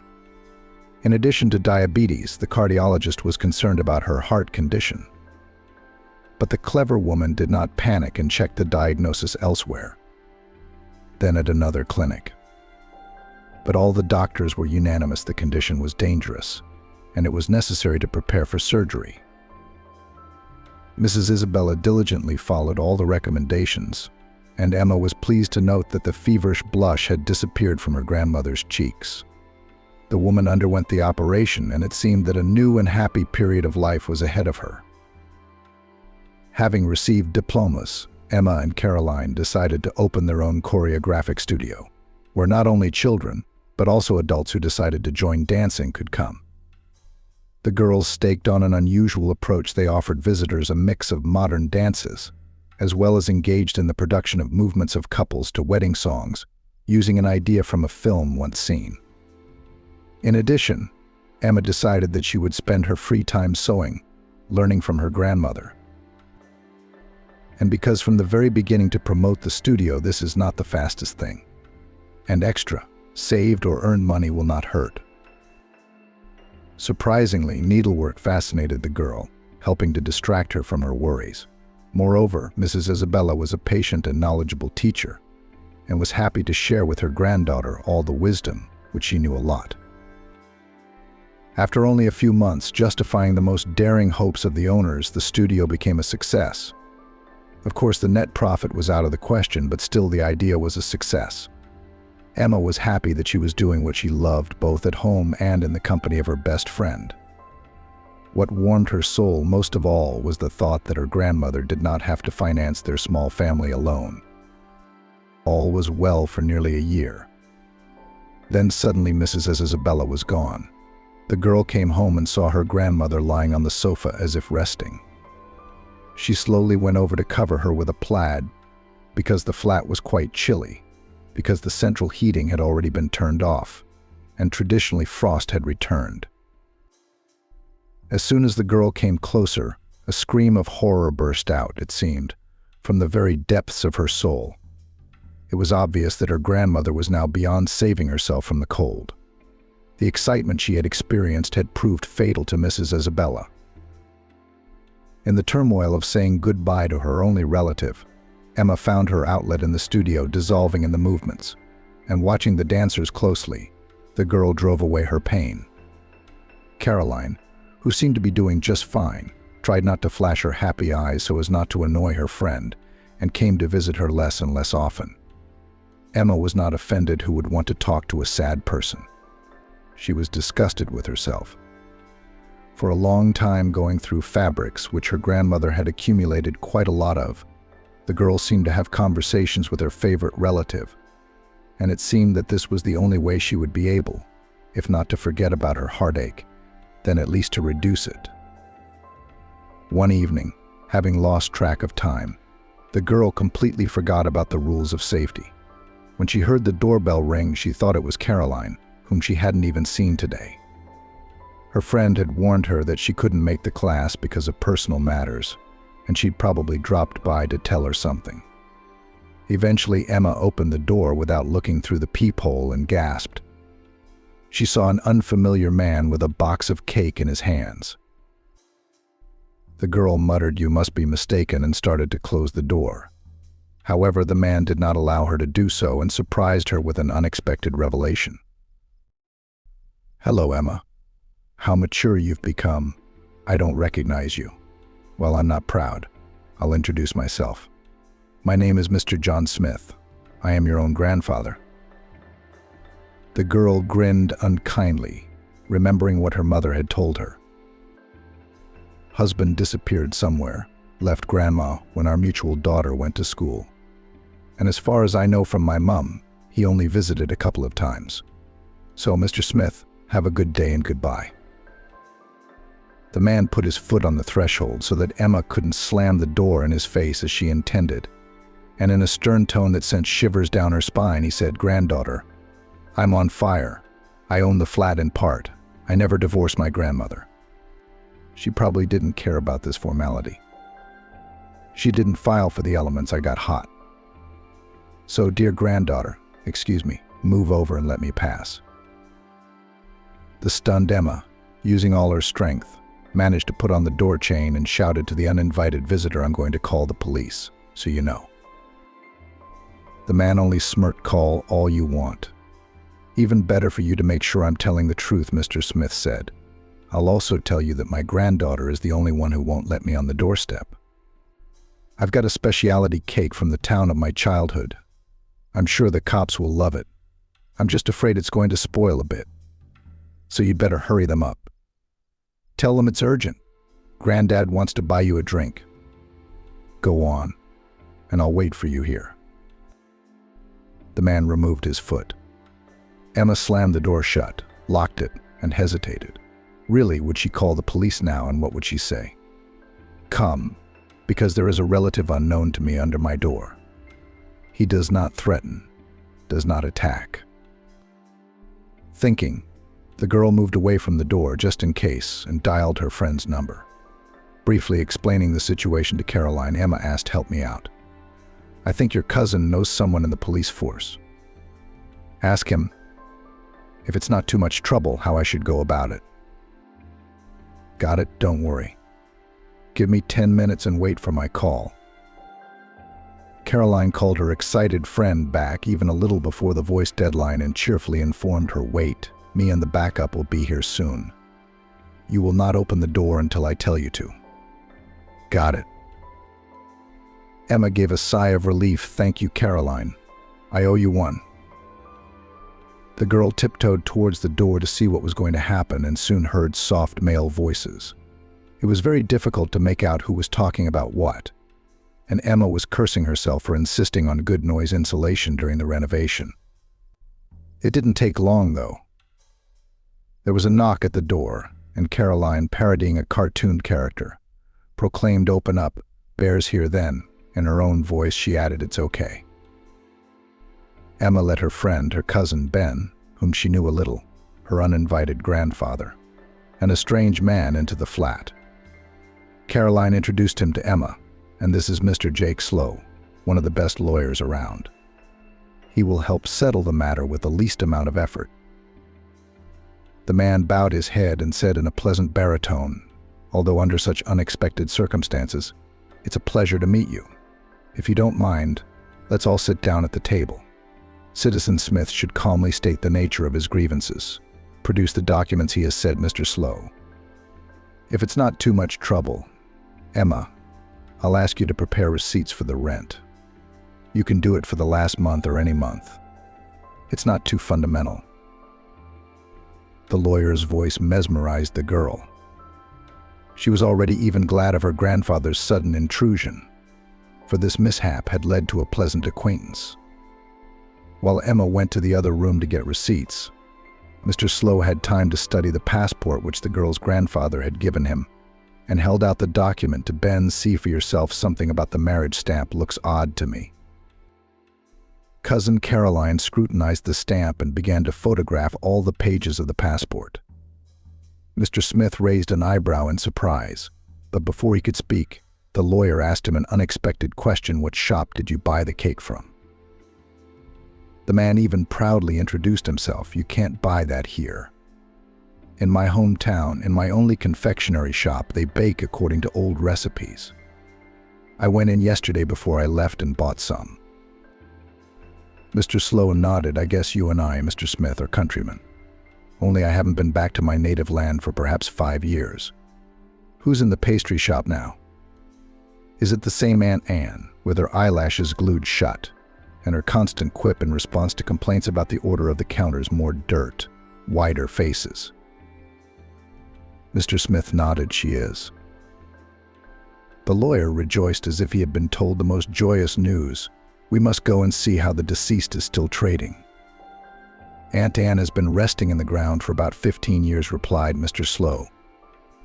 I doubt if you are a relative of Emma's. Even if you were, according to the receipt she has kindly provided for the last 6 months, you are not even registered here.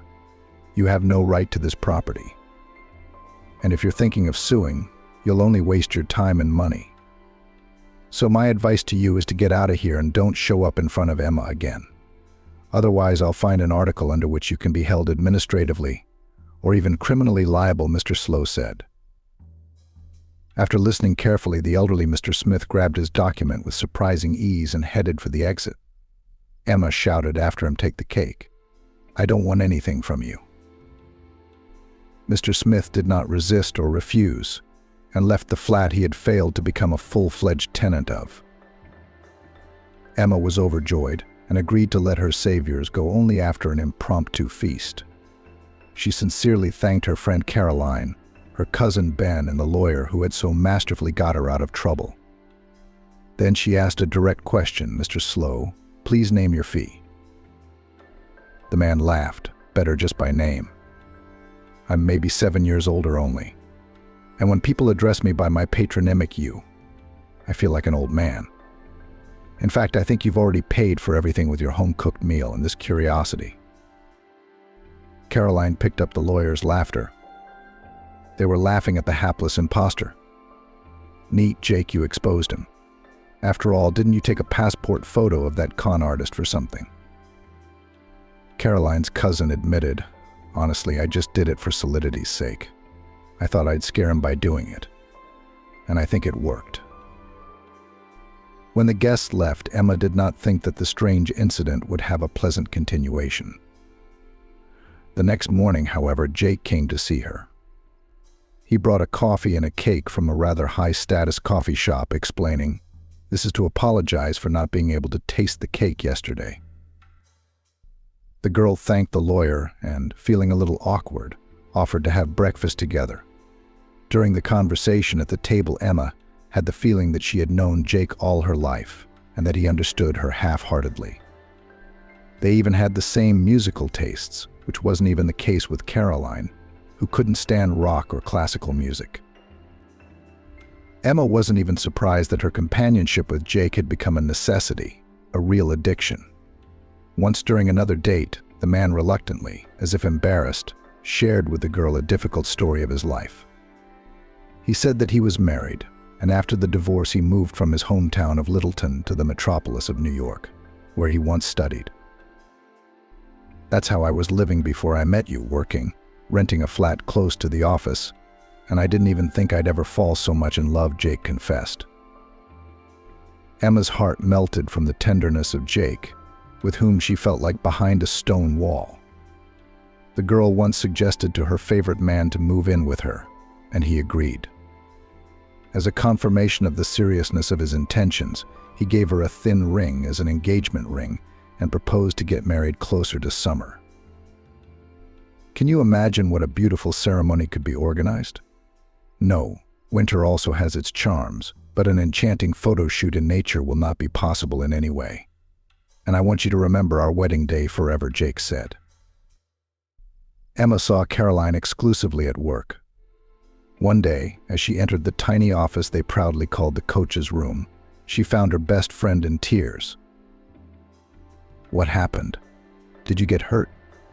Should I call a taxi to the hospital? Emma asked. Caroline shook her head. I'm sad. It's just that no one wants me. Emma marveled, really? I need you. Practice is in an hour. Everyone will be waiting for you there. Don't be sad. Caroline cried, you don't even have time to hang out with me now. I don't even have anyone to go dancing with, just to relax with. I'm so lonely. Emma tactfully did not ask where the mysterious beau had gone, which made her friend's eyes shine so much, and suggested to her, why don't you come over to my place tonight? Jake said he'd be working late. He's got somewhere to be. You and me, we're gonna relax. We'll organize a beauty salon at home, all sorts of masks, peeling, she suggested. The girls were in the middle of a fun conversation when Jake returned to the flat. He said hello to Caroline, kissed Emma, and after a moment's thought, invited the girls to an Italian cafe. Since that evening, the man had also taken an active part in making sure his beloved's friend didn't feel neglected and lonely. And at weekends, the groom took the bride and her friend to a country park hotel for a picnic with kebabs or rented a house at a camp where they could go skiing and snowboarding. Emma was genuinely glad that her friend had stopped shedding tears. In addition, things in business also went uphill. The girls had even opened a branch of the studio and had not hesitated to entrust Jake with the paperwork. Emma dreamed that soon her beloved would take her to apply. She had learnt in advance the schedule of the registry office, all the formalities and details, and waited for the fateful day to come. However, the man was alert and affectionate, but even though the last spring month was already over the middle, he did not talk about the official registration of the relationship. Probably Emma would go for some time, as they say, with rose-colored glasses, and did not suspect anything. But one day during a dinner together, she had to leave the company of her fiancé and best friend to talk on the phone with the mother of one of the girls studying in the studio.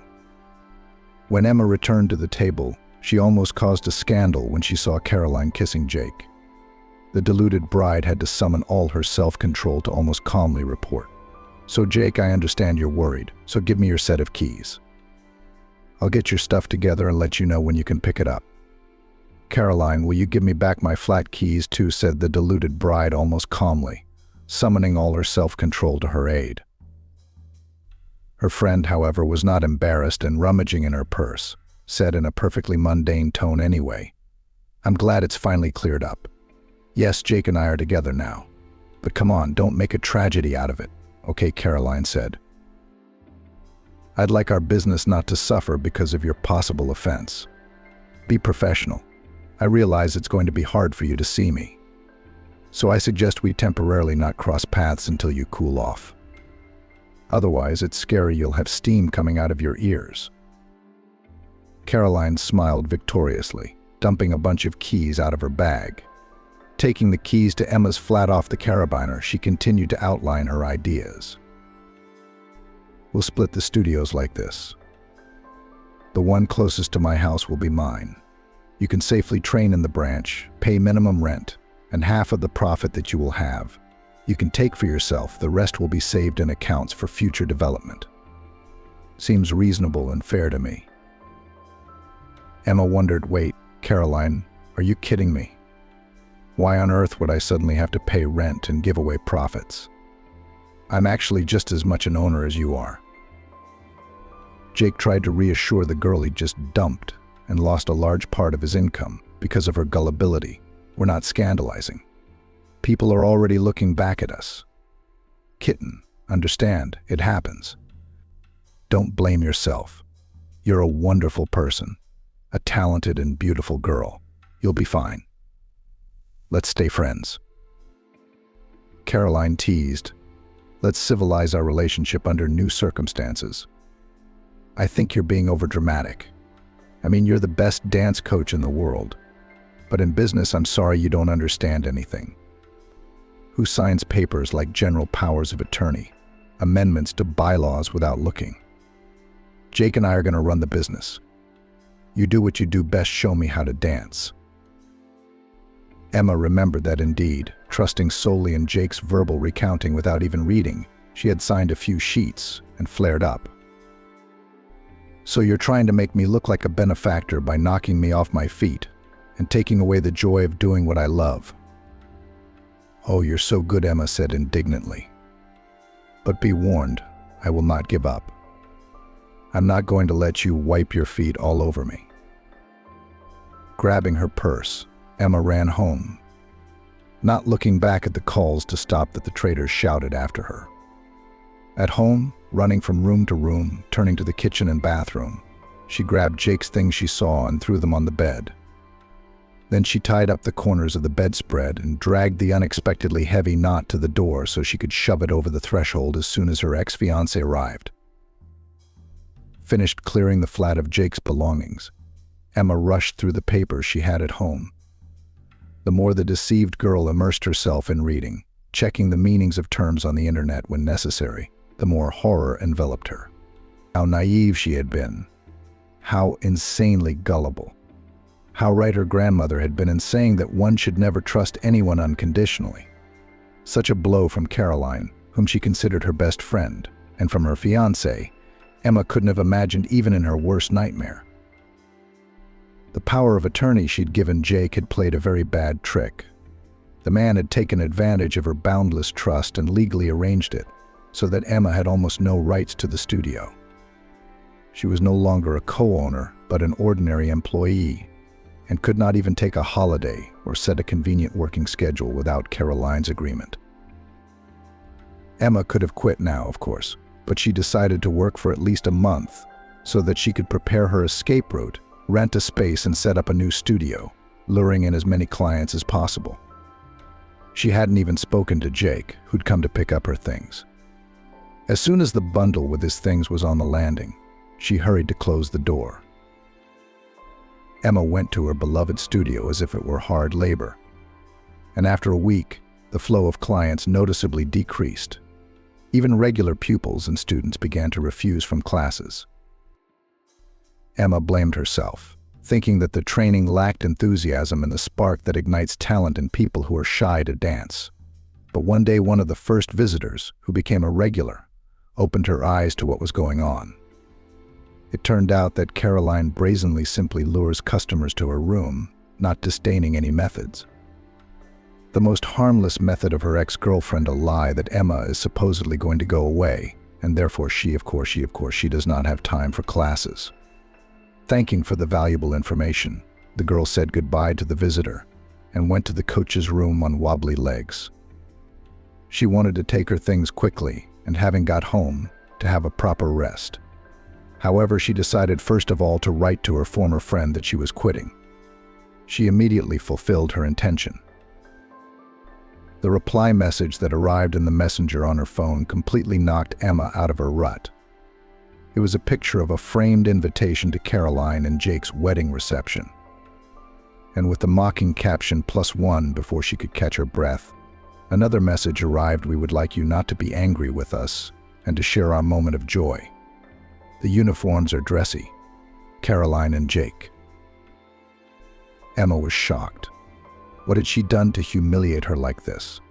Why were the people she thought were her pillars of strength now pushing her into the abyss of despair? Had she misjudged them so deeply?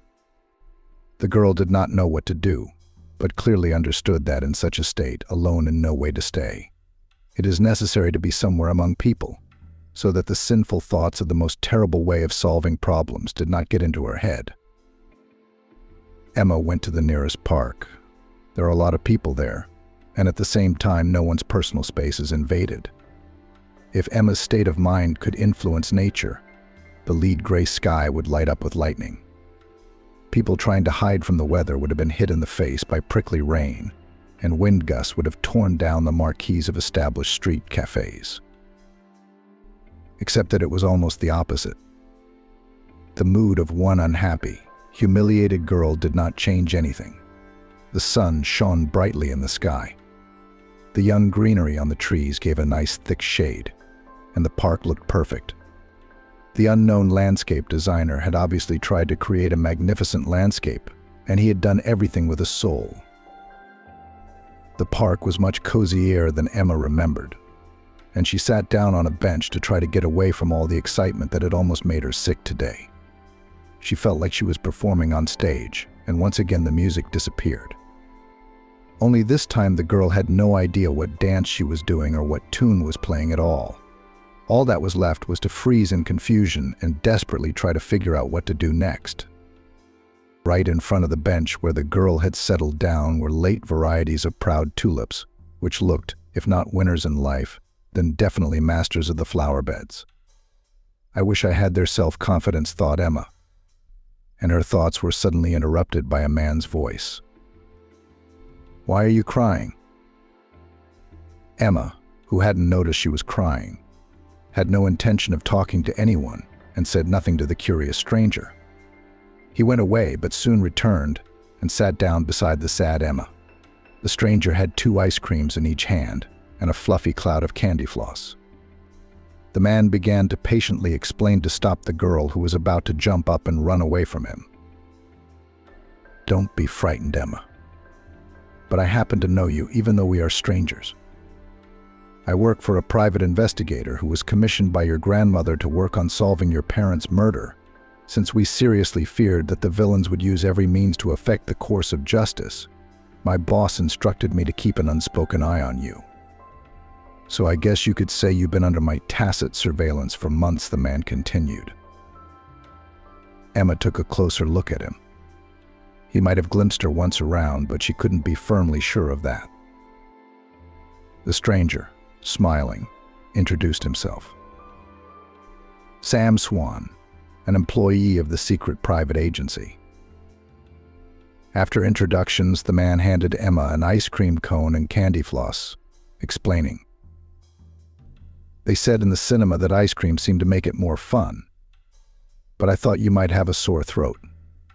So I got you some candy floss. I, for one, love cotton candy." Emma was in a bad mood, and she didn't answer Sam very kindly. "You may enjoy it. I try not to eat any of those kinds of sweets." The man smiled. "Well, no, you don't. Really, I can't eat that much myself. Wait, I'll treat those boys who are counting change at the kiosk and I'll be back." She didn't know why, but Emma obeyed and waited for Sam. The assistant detective asked, "You may consider this a professional inquiry, and if you're uncomfortable with it, you don't have to answer. But I'll ask you this, why are you crying on such a lovely day in this beautiful park?" Emma grinned and decided to share her distress. "It might have been a lovely day if it weren't for one thing. Today, 2 traitors have taken to inviting me to a wedding. My ex-fiancé is going to, what was it called, solemnize his marriage to my former best friend. And it's a mock invitation. It's for 2 people. They know I don't have anyone to go with. They're mocking me. I just don't understand why." Without knowing why, the girl briefly told Sam the sad story of her failed love, and the man even whistled. "Listen, Emma, you may not believe this, but my gut tells me that someone elegantly set up your acquaintance with this Jake. You say he seemed to know everything about you, took you at your word, shared your interests. That's pretty smooth. Did you hear the name of Ben, who took your grandfather's passport photos?" The girl answered in the negative but asked, "Why do you need this information?" Sam didn't hold back. "You know, your grandmother was more than generous. I got a very large sum of money for my work, much more than I expected. I found out later from my boss that Mrs. Isabella even sold some of her things to pay for it. You know, I was ashamed of it," Sam continued. "I was young, and I needed the money. Anyway, I didn't pay your grandmother back part of my fee, like I wanted to. I saw you today, and that old feeling of shame came over me. So I guess now I have to sort of return the change in the form of finding out the truth about that grandfather and your ex-fiancé. If you want, come by the agency in 2 days. I'll give you my card with the address and phone numbers, or we can meet at any other place of your choice." The girl, who had been suspicious of Jake's exact match of tastes and attitudes during the conversation with Sam, looked at the card and answered, I'll come round to the agency the day after tomorrow. It'll be more convenient for me. Emma walked home and thought, indeed, how strange her acquaintance with Jake was developing. It was as if the man knew exactly the way to her heart. He'd even used exactly the kind of perfume she liked, with a top note of lemon and a persistent trail. It wasn't the most obvious choice for the serious, successful lawyer Jake seemed to be. Emma had noticed that he'd crinkled his nose a few times when she danced to the tune of her favorite rock band, even though he claimed to adore their work. When asked why his face grimaced, the man very convincingly, as it seemed to Emma in love at the time, answered about sudden cramps or headaches. Closely examining her memories of the recent past, the jilted bride found more and more oddities. When she got home, Emma was convinced that Jake had done everything he could to gain her trust and move into her flat as her fiancé. Admittedly, he'd succeeded with ease. But what was his goal? Emma kept no cash in the flat. A sewing machine, fabrics, and remnants of the family jewelry collection, that was all the valuables the girl had. Obeying her inner fear, Emma checked the stash. A pair of antique earrings and a ring were there. The girl calmed down a little, but the next morning she took the jewelry and went to the bank to put it in a safe deposit box. There was no guarantee that Jake hadn't taken care of the duplicate key. Besides, Caroline could have done that too.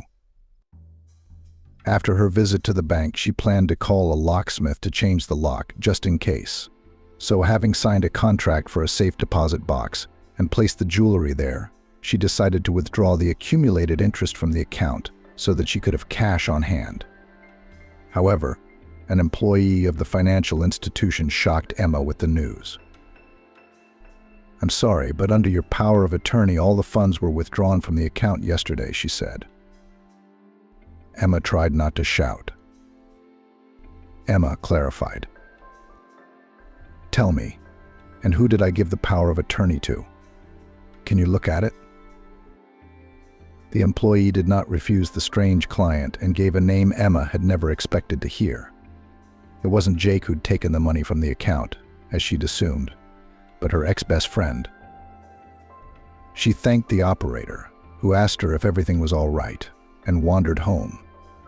It was clear as day that Caroline was the one who could have so accurately guided Jake about her likes and dislikes. Not only did her friend know the naive Emma, it was at her behest and at her instruction that the man had managed to present himself in the image of the ideal. She believed in the incredible harmony and love at first sight. Now there was an explanation, and the fact that Caroline had pressed her pity, cursing her loneliness, was also part of the plan. Surely when they'd invited her to the wedding, the traitors must have been up to something devious, too. Maybe someone would be brought in to raid the flat while Emma, swallowing tears, would give them words of congratulations. After all, her friend knew for a fact that she still had her jewelry. Only she'd never told her where the stash was located in the house. Emma did not go to the police about the theft of money, because technically Caroline had a power of attorney, and there was no doubt that it was signed by a real signature. The foreman replaced the lock in the door, and the girl felt a little calmer. She couldn't relax completely, however. Emma decided to use the insomnia to her advantage. She began to think about an outfit to make a spectacular appearance at the wedding of the people who had betrayed her trust. Barely having waited for working hours, the girl appeared in the office of the agency secret. Following the clues of the guard sitting near the turnstile, she found the door, on which hung a sign with the name of a recent acquaintance, and knocked. Entered. Before Sam could tell the girl the information she'd gleaned, she confessed. "You know, I guess you were right. Jake was briefed by my best friend. She took money out of my account by proxy, by the way. But it was my fault. I signed every piece of paper my fiancé gave me. It's my fault." Sam confirmed it. "Yeah, I managed to talk to Caroline's cousin Ben. He's probably the most innocent element in this scheme. In my opinion, he was used as a front. He's a big guy, and his main job was to scare the guy who said he was your grandfather." Catching the surprise on Emma's face, Sam explained. It was a well-thought-out production. I understand Caroline knew the basic information about your family.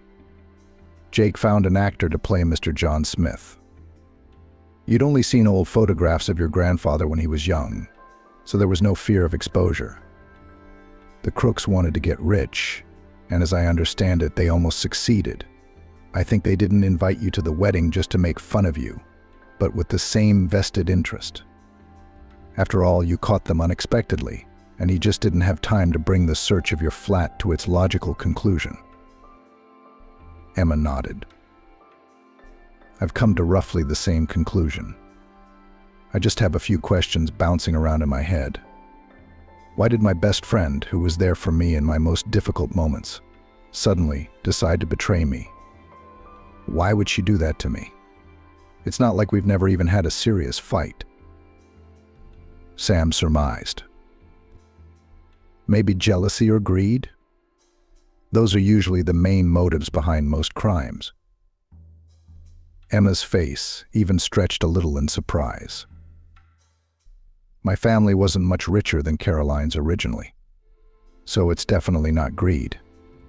And as for jealousy, it wasn't me she was jealous of, it was my friend I was jealous of. Ever since my parents had died, I'd been crazy to imagine that Caroline could play checkers with her dad, hug her mum, and talk to her in confidence. I was overcome with envy. What can I say? I still have that feeling now. Maybe she's getting back at me for my envy. I don't think so. Anyway, I don't know what to think. I'm in a lot of pain right now with everything that's going on. I know one thing for sure, I'm going to the wedding of those traitors. If only so that I can look at Jake and Caroline and see why they did such a despicable thing to me. The assistant detective explained. Jake's motives are pretty clear. He was driven by greed. He's got so much debt in his hometown, he's got a lot of debt to pay. He's a mediocre lawyer, but his demands are such that he can't afford the average fees. He also had addictions. He got out of town by swindling several ladies out of large sums of money, promised marriage. He took money under plausible pretenses and quarrels. He was treated at a private clinic in our area.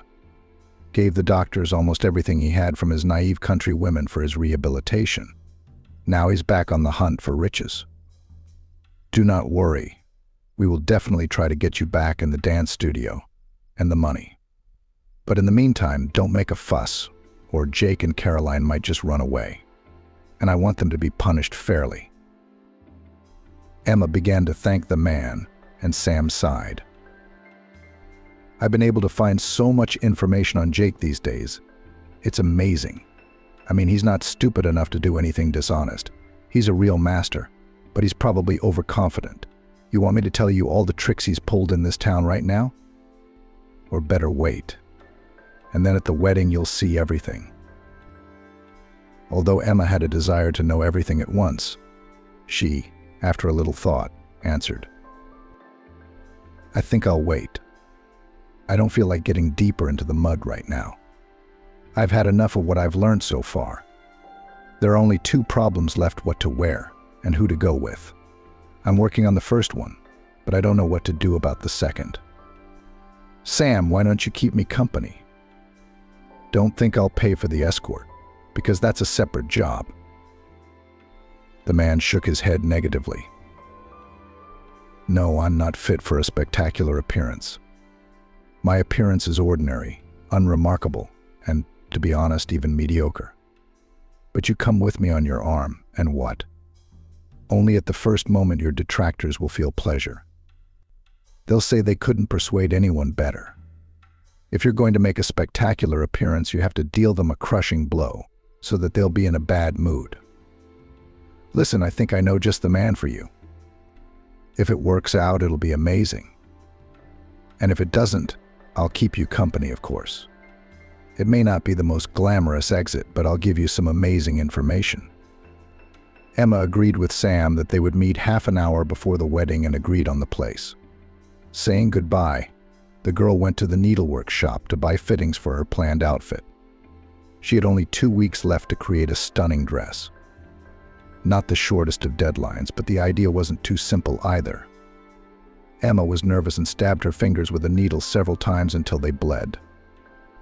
In order not to cry from resentment and pain, the girl remembered her grandmother's words that by omen a thing sown with such incidents will definitely turn out perfect. The girl did not have to rush to work, and she missed her classes.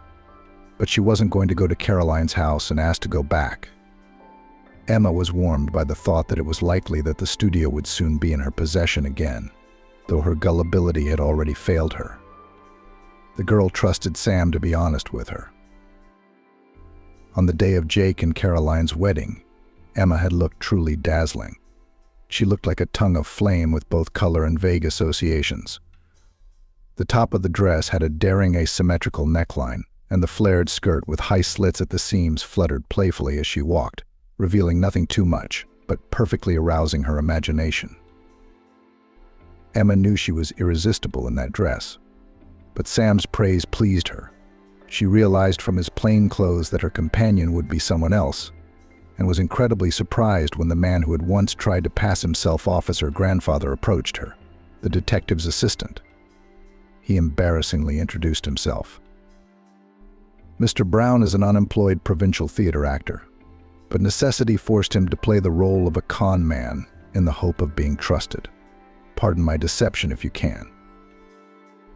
Emma's heart was pounding as before an important performance, but she pulled herself together. She took Mr. Brown under her arm and walked with him towards the restaurant rented from the businessman. At the entrance, they were suddenly met by Caroline's parents, who greeted their daughter's friend very warmly and regarded her companion with undisguised interest. The bride's mum cordially invited. "Oh, Emma, how glad I am that you have come. Come in. Almost everyone is already gathered there. Have fun, relax, be happy for Caroline and her fiancé. Such a fine man. I hope you get lucky one day. You deserve it." Emma was having a hard time with this conversation, and as if sensing it, her companion squeezed her hand a little harder. Caroline's father admired the way his daughter's friend looked, being rewarded with a disgruntled look from his wife, who dragged him along.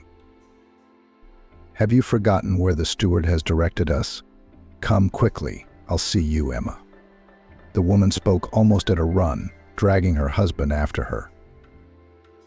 As Emma and Mr. Brown crossed the threshold of the banqueting hall, she was pleased to note that Caroline and Jake had frozen like statues when they saw the guests. The bride and groom didn't look happy at all. With some control over their emotions, they waved to Emma and her companion. Caroline reached for the groom's ear. "What's that drunk doing here? You told me he'd get the money he's owed and drive off where no one could find him." Jake put his arm around his fiancée, pulled her close, and replied, "I don't think Emma has anything serious planned against us. It's just someone who looks like her. She has a good visual memory.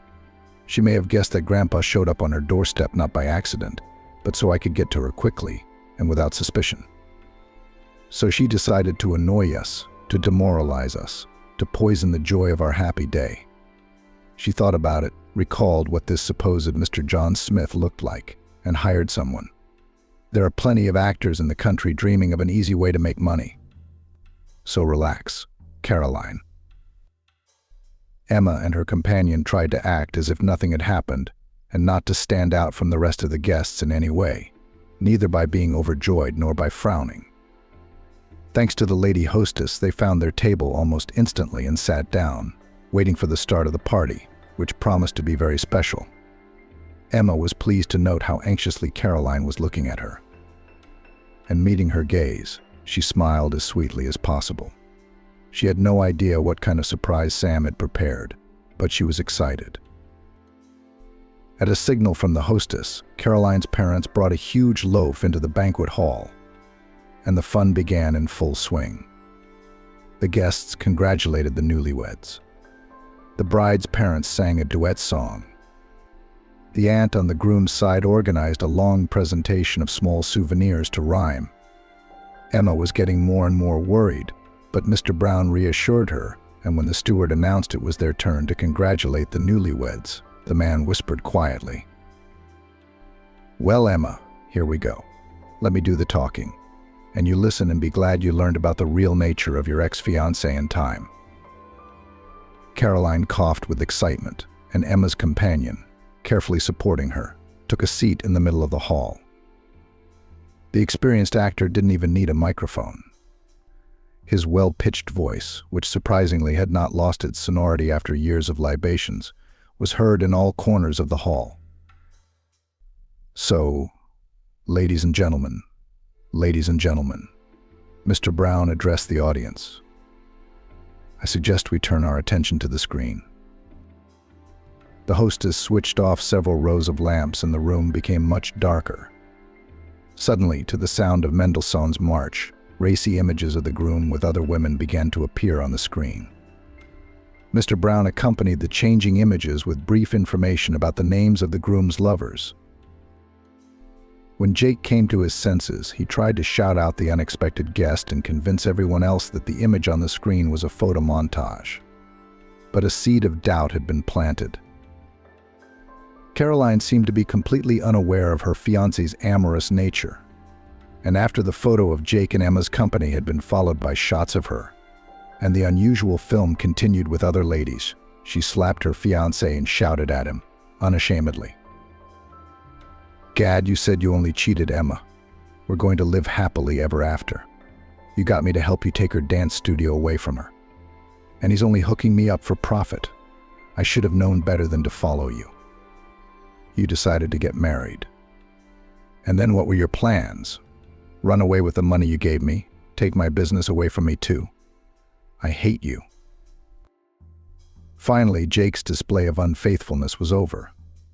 The lights came back on, and Sam Swan entered the room, escorted by police officers. "Unfortunately, the festivities will have to come to an end," he explained.